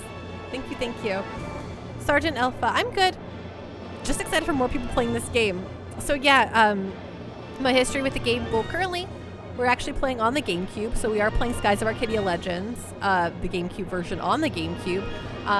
See, my physical got me back here. I've owned this game for many years. Because, you know, we old now, and I just never played it. I knew I was going to like it. I knew it had great reviews, so I had bought it, put it on my shelf, as I do with many things, and I was like, well, I'll check this out later. And then later turned out to be 15 years later, more like 12 years later, but still. So here we are, finally checking it out. And I will fully admit to you here, I love this. For my first playthrough, I love it a lot. It's been very, very fun. These ship battles, very slow, but you know, I've been getting over it. It's fine. Well, welcome. Glad you're enjoying it. Thank you. Oh my gosh, is that a Sky Pirate? Is that a Vice Eevee? Okay, yeah. This is what you're gonna do. Yep, wow, that is so cute, Sergeant Alpha. As you can see, I too enjoy the cute things of, you know, got some Pokemon here, a lot of Pikachus, a lot of Snorlaxes. Mr. Bubbles, I mean, it could be the summon fights from Final Fantasy X taking forever. Oh my gosh, those are all oh my goodness, those Eevees, I love it. Oh my gosh, the dabbing Eevee, the crying Eevee. It's so good. Sergeant Alpha, I love them. I love those emotes. That's top quality, grade A, awesome stuff. Magic. You Incrum there. You dodge. You dodge. Ooh, I didn't need to dodge there.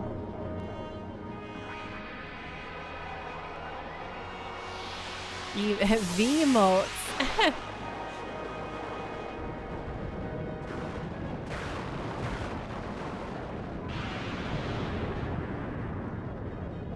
At least the summon fights, I mean, these only happen. These are very big,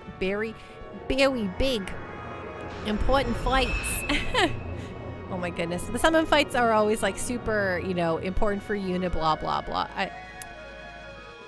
It's been a while since I played Final Fantasy X. Let me tell you what.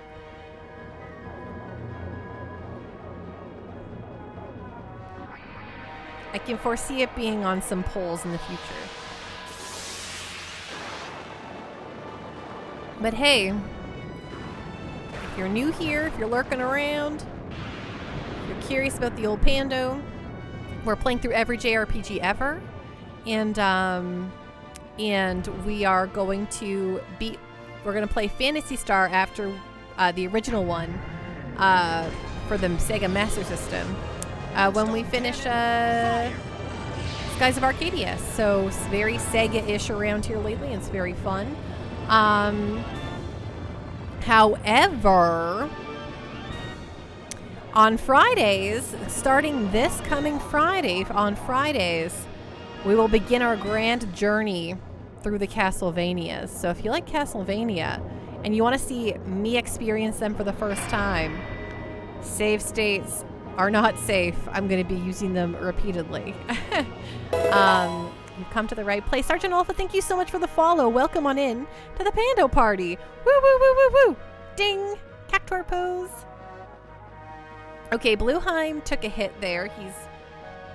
So I guess I don't exactly know what the thing is I have to do in order to make him very mad. Do I have to hit him in the face during the final one?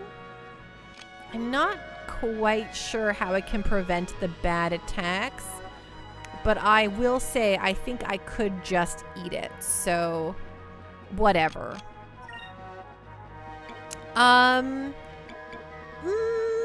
I think I just... Yes, the big attack is coming. Is it one of the kinds where I could just knock him off course? Sergeant Alpha. I don't like backseat gaming though, so only if desired.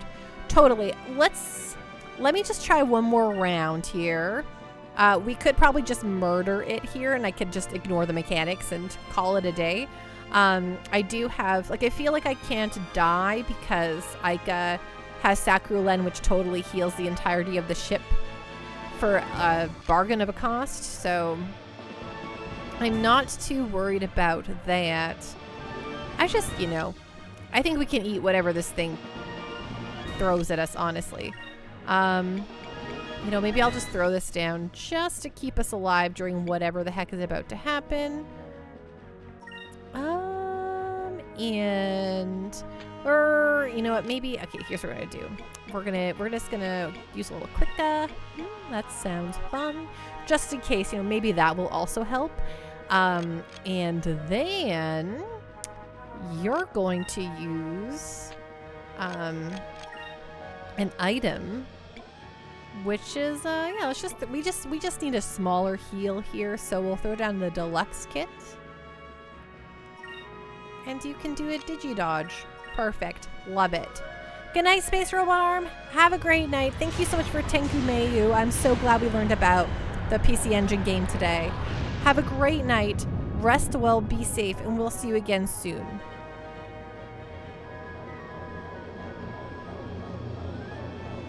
Sorry, excuse me punching myself in the face here. Just very interested in what's going to happen.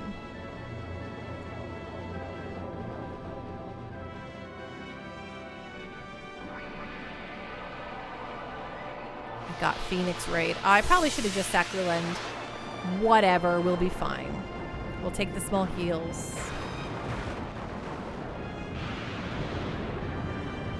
Seto Blade. Some say this is a top tier RPG, and they would be right, Seto Blade. This game is really awesome. I'm a huge fan of it. So far, I mean, watch, this game could have an abysmal ending, and then all my good times with it would say, I would be like, well, apparently it sucked. Never tried it, but it looks good. Yeah, it's really tragic that it's never had a re-release since the GameCube version, because it is now a gajillion dollars on the secondhand market. Because almost all secondhand RPGs are like a gajillion dollars in the secondhand market, which is a real bummer.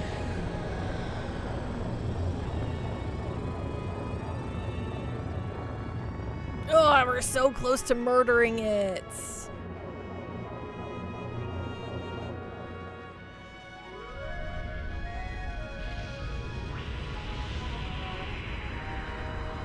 Oh, I don't like the looks of this. Oh, it's just his blue wins.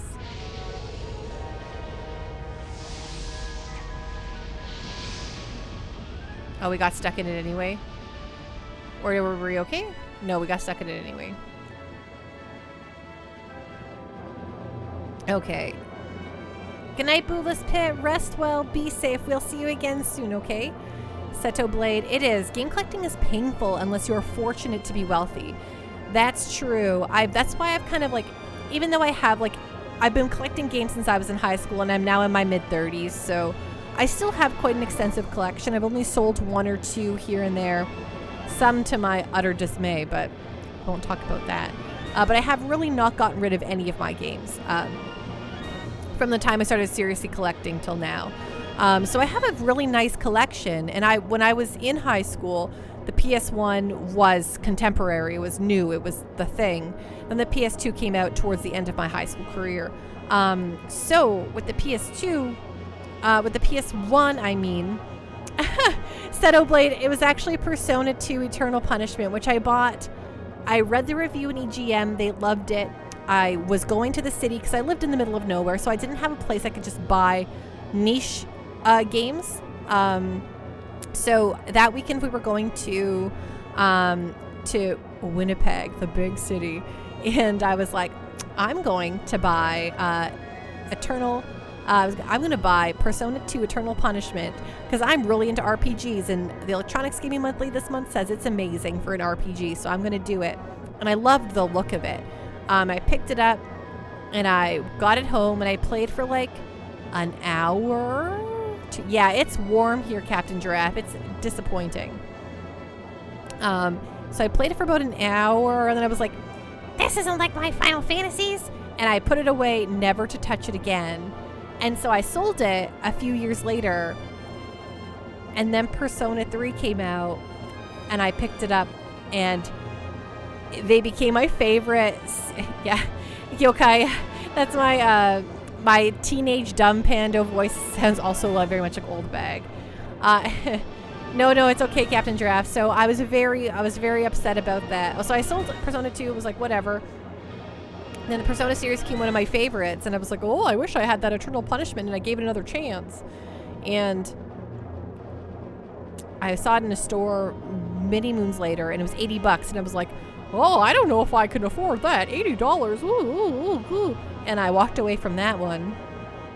And then I went into a store recently, and it was $600, and I'm like, what have I done? What have I done? And I screamed to the heavens and cried a little bit. So, you know, that's my sad story of misery and woe, Xenoblade. Okay, go into defensive posture, just afford attacks. That's fine. I don't think that's necessary because this thing's going down to the underground very shortly. So, I'm going to actually just use up a turn here to... I know we'll take a full-on hit. We should survive it. But I'm going to just throw the Sacrilene down right here. And then you can just do some focuses. Xenoblade. Yeah, game prices can just be so absurd. Earthbound is supposed to be super expensive. I want a hard copy of Lunar Silver Star Story Complete. That's one of my most prized possessions, Xenoblade. I actually have that. So I guess, sorry, I think I'm the worst for talking about one thing and then forgetting about like 6 other things, so I deeply apologize. But I've limited, like, despite the fact that I have a nice collection as it is, if I'm going to spend too much money on games now, I try very hard to only focus on the PS1 set. I'm like, I want to have a nice definitive PS1 JRPG collection that's very expensive, but to try to do that for like the PS2 and beyond would just be madness. So I just stick to that small little segment right there. And thankfully I didn't have it. Well, not thankfully. I guess it would have been nice if I had a Super Nintendo as a kid, but I never did. So for me, despite the fact that owning like all the cartridges of like Chrono Trigger, Final Fantasy 3/6, Secret of Mana, Earthbound would be amazing. I don't have the super nostalgia I need for those. You know what I mean? Hey, thank you so much for the follow, Xenoblade. Welcome officially to the Pando Party. Woo, woo, woo, woo, woo. Ding. Cactuar pose. But yeah, anyway, that's, so I think I saved myself a lot of misery and woe by not collecting a lot of cartridge-based stuff. But dang it, all to heck. And I own most of the 64 games that I really wanted. But yeah, welcome on in. Thank you so much for joining us. We're a nice, chill place. Everyone is. I think everyone here is real nice. And if anyone here was mean, Well, then they wouldn't be around here for very long. We just like talking about video games pretty much, is how it goes. We're all old. We're hunting birds today, it's true. We are hunting birds today. And we're almost got it. It's almost dead. So I'm just forgetting what I'm doing. I'm so sorry. You're going to use your bomb right here, and you're going to do a little increment right here, and then you can do a little dodge. You can do a little dodge.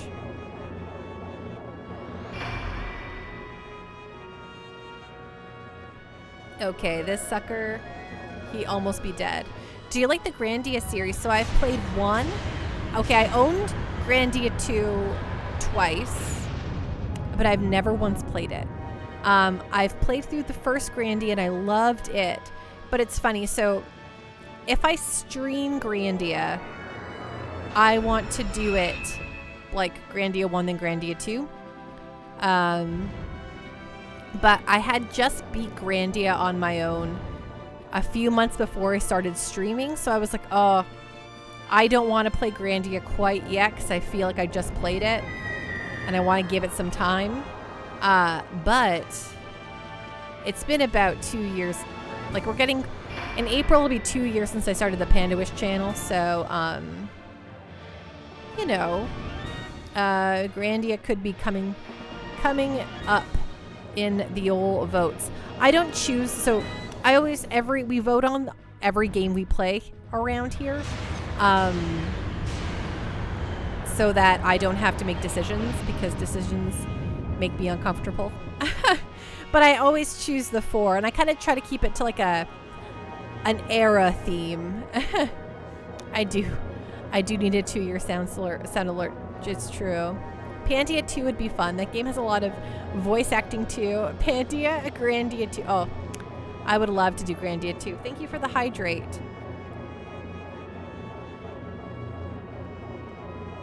Ding.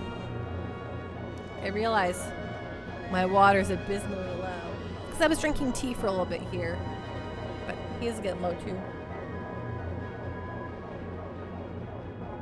It's true, but you know what? Hilariously, I live in a bachelor apartment. Everything's very small. So like my bedroom right here, my living room right here. This is like my streaming nook. And then right here, literally right here is my kitchen, and I can like reach my sink. So it's very easy for me to rehydrate. So I have all these big creatures around here hiding the rest of my apartment.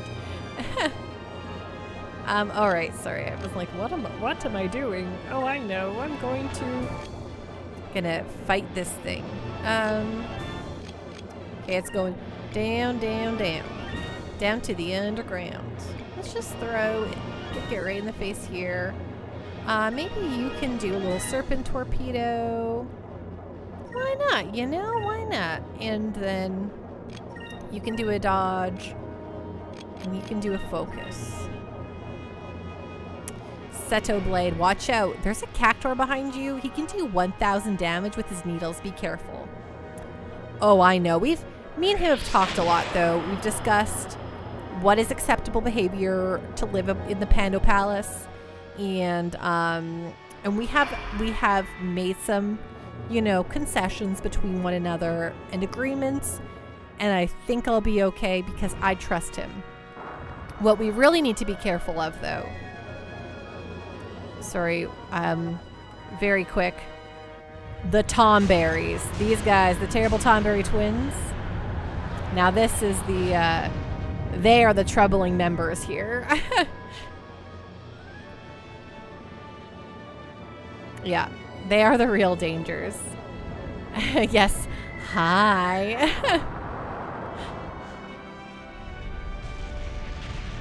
They're very happy to see us. Oh, did we do it? Is it moited? I was too busy talking about my Tomberries to notice. We did it! Heck yeah! Kit mechanics? Battle mechanics? I don't think so. The cannon did 123k. All right, that's pretty good. Pretty good.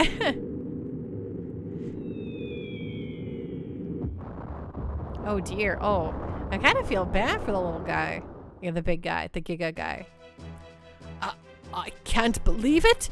The air pirates defeated Blueheim. I need to get out of here. Huh? Specs. So the mechanic there was using the defend command, but you saw the big attack coming up, but honestly didn't need it. Honestly, yeah, after the second fail, Aika basically just told me what to do too. She's like, did you try going into defensive setting before the end? And I was like, oh. Said Blade, I'm going for now. It was nice meeting you. I hope you have an awesome rest of your night with your community. Thank you so much for joining us, said Blade. I super appreciate you joining us this evening. I'll be back again tomorrow with more Skies of Arcadia. And then I'll be back on Friday after that with some Castlevania. So have a great night. Rest well. Be safe. And we'll see you again soon, okay? Huh? It's just Kengen there. Kengen, you cannot escape. Surrender or die. I surrender. Yeah, you do. Yeah, go home with your tail between your legs, you dumb little balloons.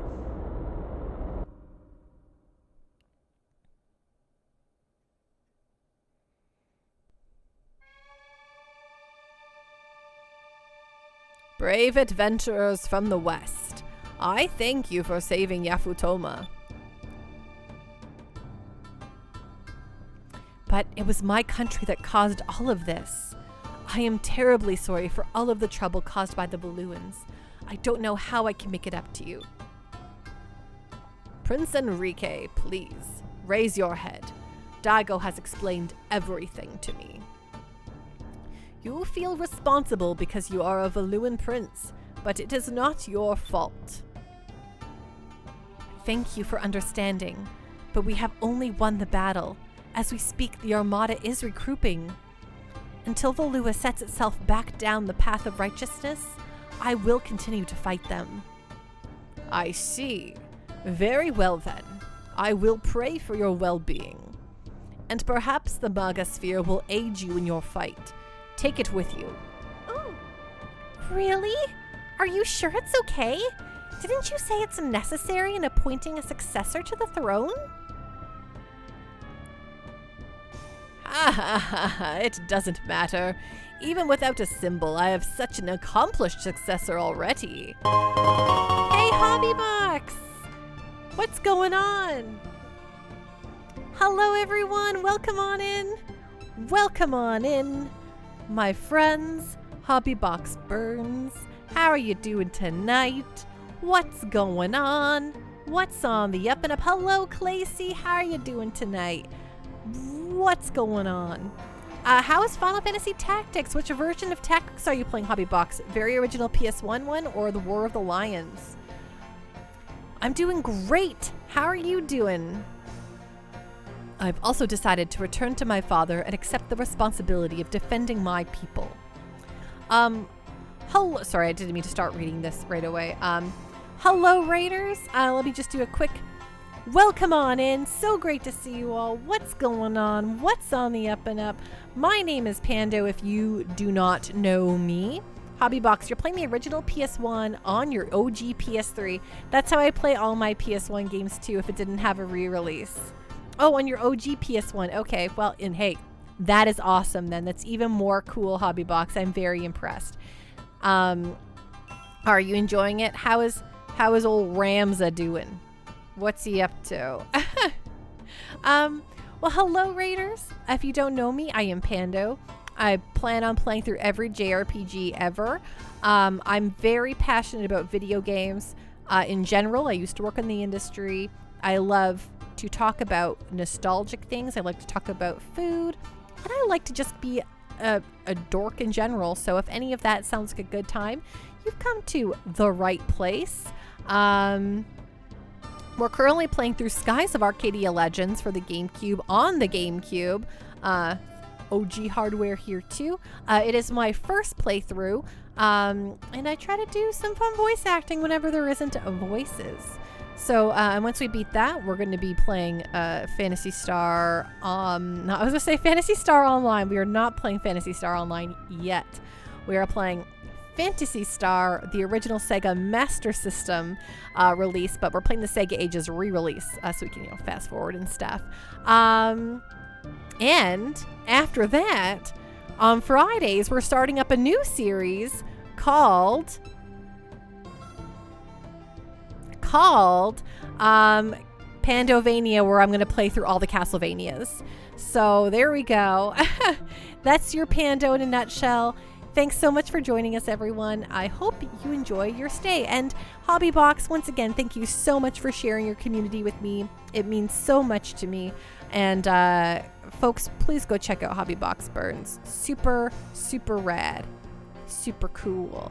Hello, Phosphor Eyes, Tomberries, Cactor, a Moogle? I think that's a Moogle. Yay! Yes, Phosphor Eyes, I am a big old JRPG. I've got a PhD in JRPGs, and Final Fantasy, obviously, for, obvious reasons, has a very special place in my heart for making me very obsessed with the video games that I am today. So I love having representatives of one of my most favorite old school series. And hi, is it Gaime or is it Gaim or is it Jim or is it Jimmy? Is this a sequel to Skies? No, this is actually just a re-release. So Skies of Arcadia came out on the Dreamcast, and then the Dreamcast went the way of the dodo, unfortunately. So Sega then re-released it onto the GameCube, and they changed some things up, added some, took rid of some of the random battles. They're still random battles, but they kind of changed some of it up, and then they, the only thing that's lesser, I think, of this port is that it is, the music is more compressed, but it is still the same game. So if you like that, yeah. Hello to Snowmans. You want me to wear Cappy? You got it. Okay, here comes the Cappy.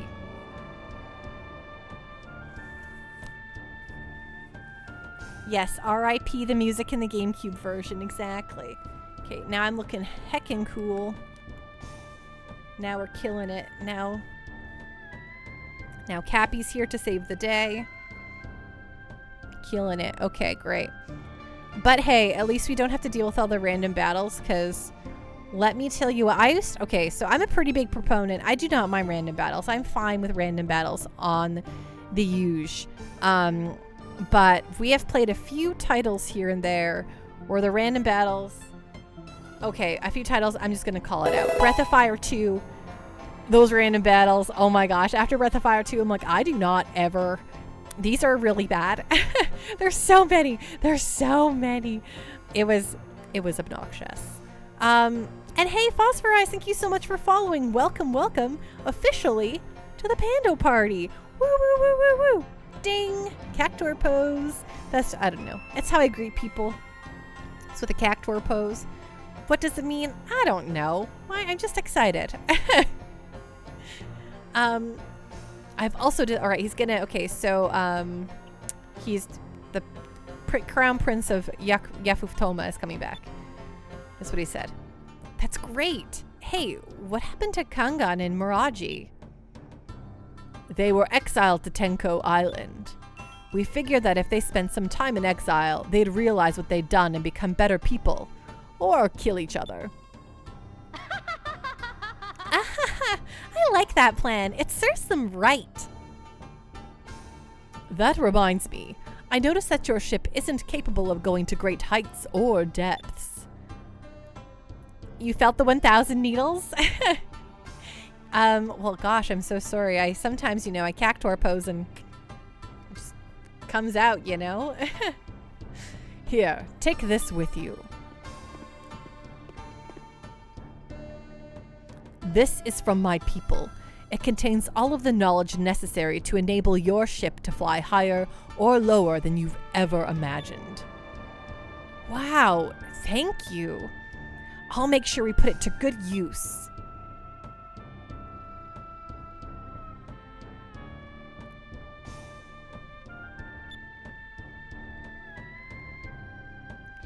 Father, I have something to ask of you.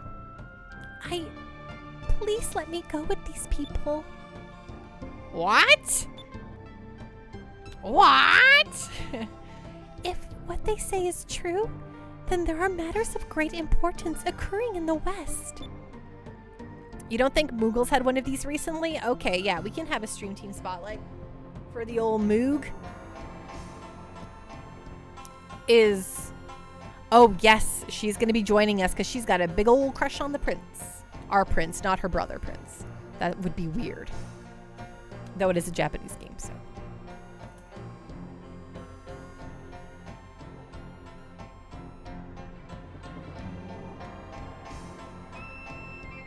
Ding, here he is.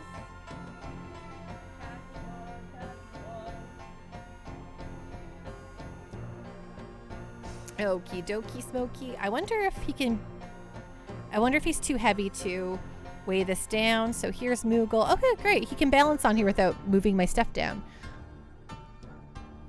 So there we go. We got the stream team spotlight. Me and Moogle hanging out. Oh, I can't read the screen. I'll have to read off the actual stream right now. You and Daigo both said you will stay here to protect our country. But I am helping defend our country by helping these people on their quest. Well said, Moegi. I am proud to have you as a sister, Moegi. Prince Enrique, I speak to you not as a fellow prince, but as a brother concerned for a sister's well-being. Please take care of her. You have my word. I will defend her with my life. Princess, let us join forces and return peace to this world. Yes, Prince Enrique, I entrust my life to you. Yep, that's already a marriage proposal right there. Very well then. It appears I do not have much choice in this matter anyway. Enrique, you're getting much more reliable by the minute. You seem like a different person. Just until recently, all I ever saw of you was the back of your head leaning over the railing of the ship. Aika, do you have to constantly remind me about that? She's right, Enrique. Yes. All right, let's go home. You received the Blue Moon Crystal. You received the book on polarity. Moegi has joined your crew as a delegate.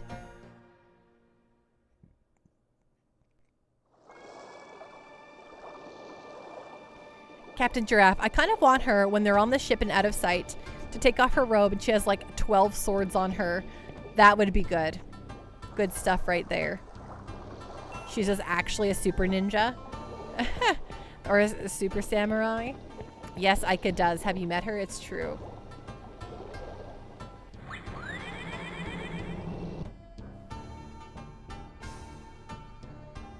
She gives Enrique a rain of swords.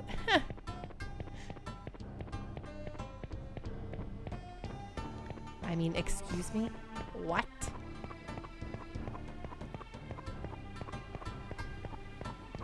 I like how these two girls have just fought the entire time. Which, you know, fair. If the world was ending, I'd probably still be, you know,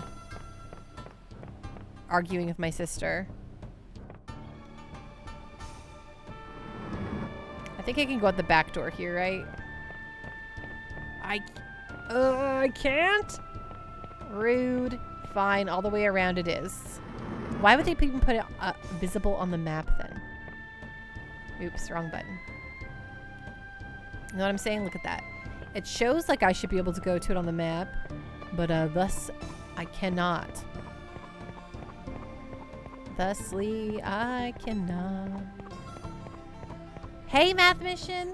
How you doing? What's going on? What's on the up and up? Thank you so much for the hydrate.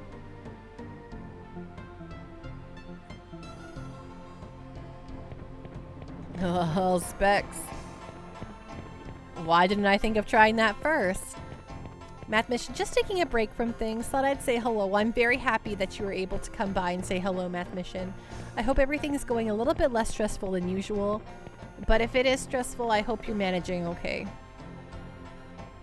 Forgot to shoot you a message about all the things going on. We'll try to do that soon. Well, I appreciate that. I do hope very much for your well-being. Hey, this door isn't meant for customers. Okay, but what if I go in anyway? What? There was nothing there. I feel ripped off. I should have got a treat for that, honestly.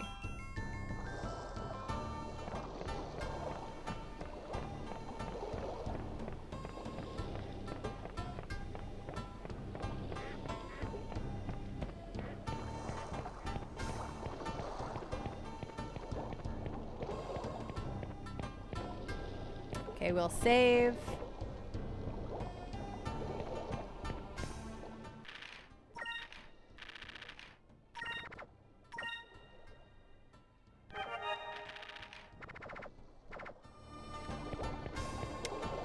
Okie dokie. Here we go. Yeah, to the Delphinus. Woohoo, buckaroo.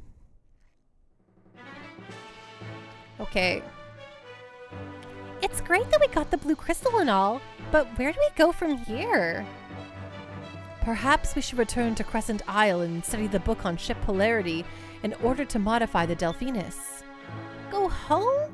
But that's to the west of here. How are we supposed to get back? Let's try heading east. Maybe we can try to go east from here. Wait a second. We'll just be getting farther away from Crescent Isle. Didn't Belisa say that she came here by going west from Ixataka? If that is true, then if we go east from here, we should be able to reach Ixataka. Back to the Dark Rift we go. No, thank you. Wrong answer. Phosphorize. The sword of the game art confuses me, as he's not holding it by the hilt, but it actually is like a tonfa, martial arts weapon. That's neat. Oh, I see exactly what you're saying. You know what? I've never noticed that. But look, in the Japanese version, he is holding it by the hilt. But I do see the extra side there for holding, so that's weird. What? You mean that the east and west of the world are connected? I seem to recall hearing legends about the world being round. According to the geological studies of Valua, the world is a sphere. That means that the east is connected to the west, and the north is connected to the south. Of course, no one has ever proven this, and those that believe this to be true are branded as heretics. That's interesting. Well, it looks like we're going to see if Belisa was telling the truth or not. We came to Yafutoma from Crescent Isle by heading east. We'll continue on sailing to the east. And if we reach Crescent Isle, we will prove that the world is round. Wow! You mean we're actually going to try to sail around the world? All right, everyone. Prepare for departure. We're going east. Destination Crescent Isle. Wow, we're just changing the world around here.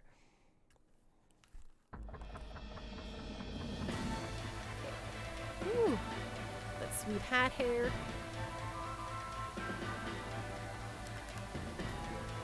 Vice is crazy. I'm very impressed that a little sky pirate is able to figure out that the world is round before anyone else. You know what I'm saying? Okay, to the east. East. East. There we go. East.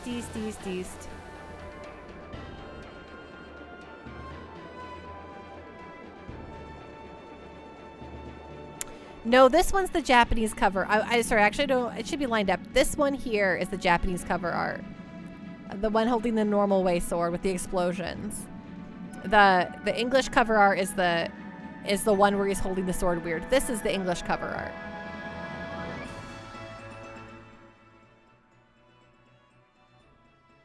Yeah. See? Got it right here.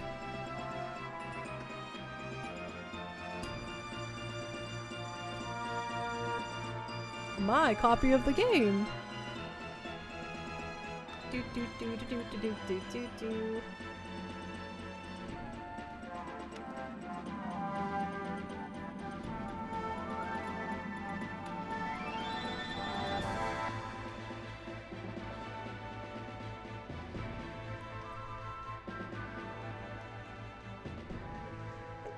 Oh, excuse me.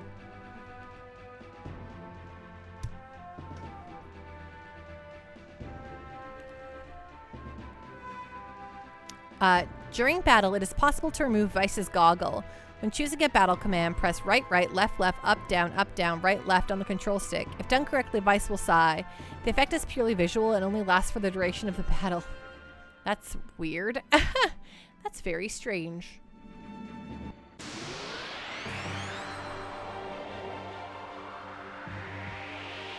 First, he sails past the edge of the world, and then he thinks he's going farther away will get him home. He's a 17-year-old. He's very brilliant, isn't he? Yeah.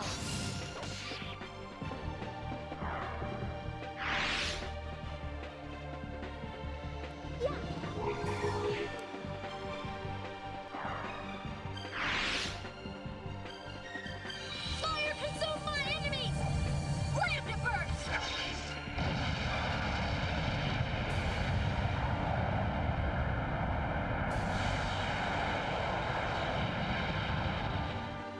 I guess I could have tried it here to hear Vice sigh and be sad we moved his goggle. Victory. An utter victory.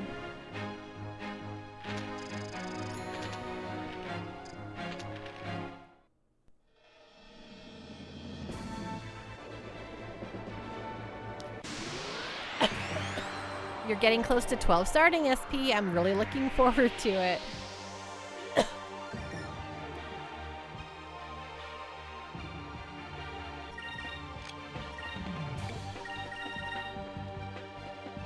Fire consume my Once you get to that point, it's time to learn Aika's last S move. I think I got her to learn it, actually. It's just a bigger lambda burst. Nice. But I think I got it already. I think I did it yesterday.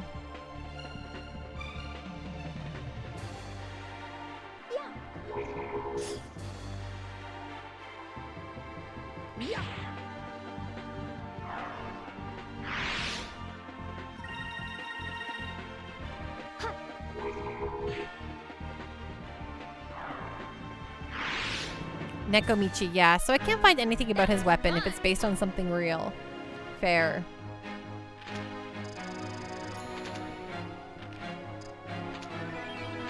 Ooh, we got our moonberry.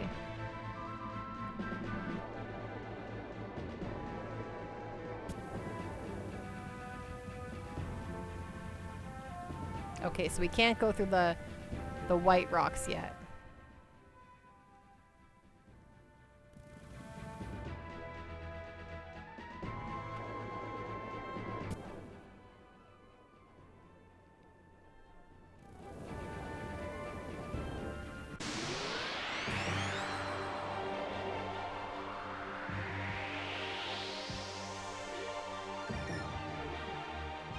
Belize mentioned she blasted a hole in the stone reef, so look for a hole. Okay, will do.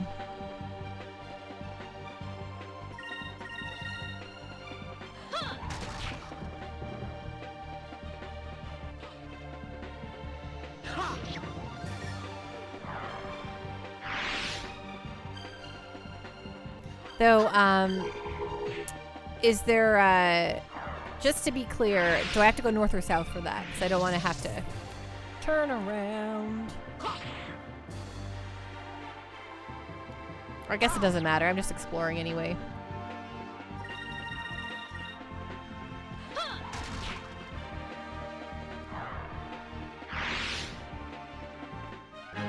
We did it!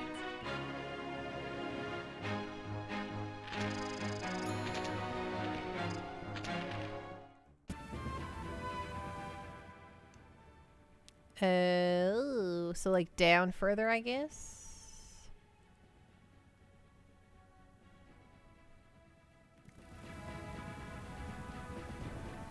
Do do do do do. Boop boop.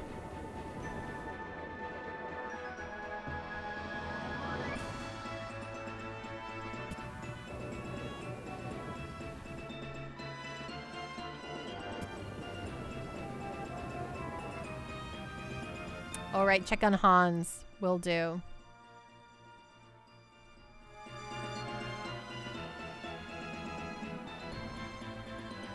Oh my gosh.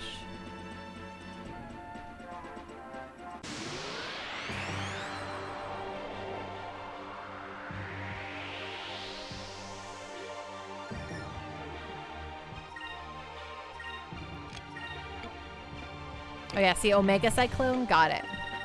Defo have it. Fire consume my enemies! Lambda burst! Lambda Burst! Oops. Gosh, sorry everyone. Just clunking around out here. That was fun!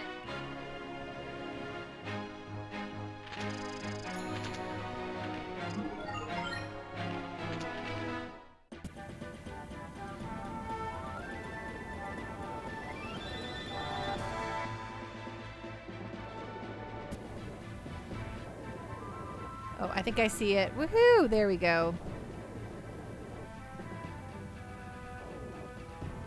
Oh my Lambda! Alright, Phosphorize. Nekomichi, one of the results was Ezra's second lightsaber from Star Wars. That's nice. Everything feels really foggy right now. I wonder why.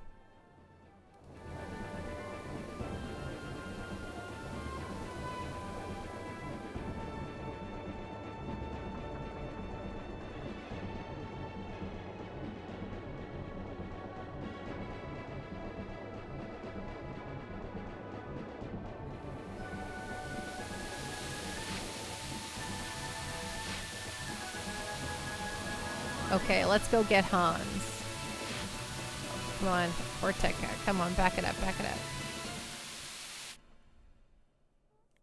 Lambda Burst.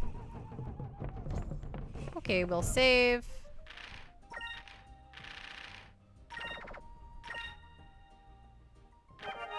Google Tomfa. It's like an old policeman's nightstick. Really? That's an interesting name. For a police stick.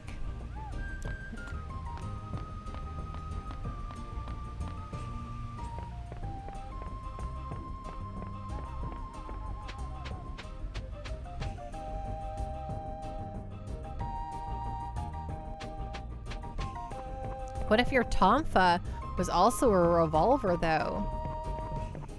Great question. Great question, Specs. Oh, Mr. Weiss! I'm finished with my job as a factory technician. I'm ready to join the crew of the Delphinus like we agreed. All right, Hans. It'll be great to have you aboard. Thank you, sir. I won't let you down, Captain Weiss. Nekomichi, Pando, have you played Soul Calibur 3 or later? No. The one of the a genre I've barely touched is fighting games. I don't really play a lot of them. However, I have seen and read about a lot of them, so what is your reference? Hans has joined your crew as an engineer. Perfect. Please take good care of Hans, Mr. Weiss. Will do, Sentimi. Talum uses Tonfa. Okay. Specs, did you ever find Meridia's balloon over on Sailor's Island? No, we never got a chance to head back there, actually. So, I will be stopping at Sailor's Island this next time. Also, the hero of Suikoden 2. Oh, yes, I have. Do not remember that. What? I'm just mumbling to myself here now, everyone. Don't mind me. Yeah, I definitely am going to stop at Sailor's Island for sure. Because they are technically, they're a little bit out of the way, but I want to check them out anyway.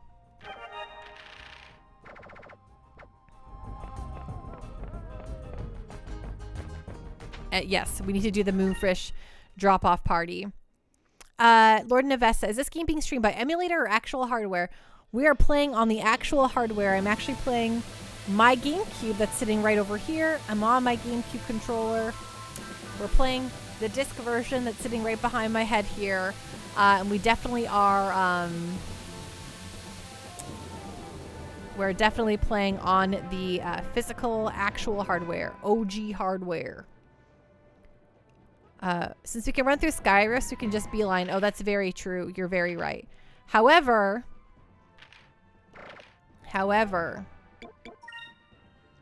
it is time. It is the time of the evening where your Pando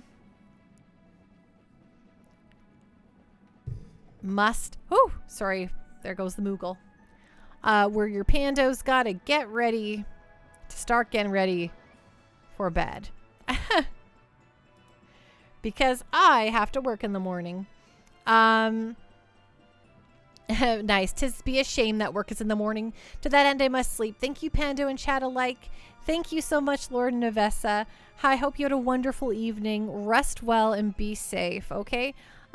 Me too. This Pando right here, I also must work in the morning. So, usually we stream 7 to 11 Mountain Time. And your Pando here, that's what I stream to, Mountain Time, 7 to 11 Mountain Time. Oh my goodness. Sorry, I can't. Fridays is always different because it's the weekend and I do not have to be up at as early time. So, yeah. Look for a longer stream on Castlevania night on Friday, but I'll be back tomorrow with more Skies of Arcadia at 7 p.m. Mountain Time. It was so nice meeting you too, Phosphor Eyes. Thank you so much for joining us. I really appreciate it. It means so much to me, and everyone, you all mean so much to me. Thank you for the bits, for the subs, for the cheers, for the raids, for the follows, for just lurking, for just being here, for chatting. No matter what you did, I appreciate you all so much. So thank you so much for being here. You're all awesome. Awesome news. Armadillos? Yeah, that's right. That's what y'all are. So let's see who we can throw a little raid over to here this evening. You know, I haven't raided Watch Holly quietly, for though, especially on concrete, so I just regularly scare people I walk. For a while, and she's real sweet. I like her a whole heck of a lot. She's actually currently playing Five Nights at Freddy's, so I understand that it's a very very different because it's probably a spooky stream, but she's real cool and I just like to support people I like. So give her a follow or a hello, a greeting from your old Pando, and have a great night, everyone. Rest well, be safe, and I'll see you all tomorrow. Have a great night. Bye.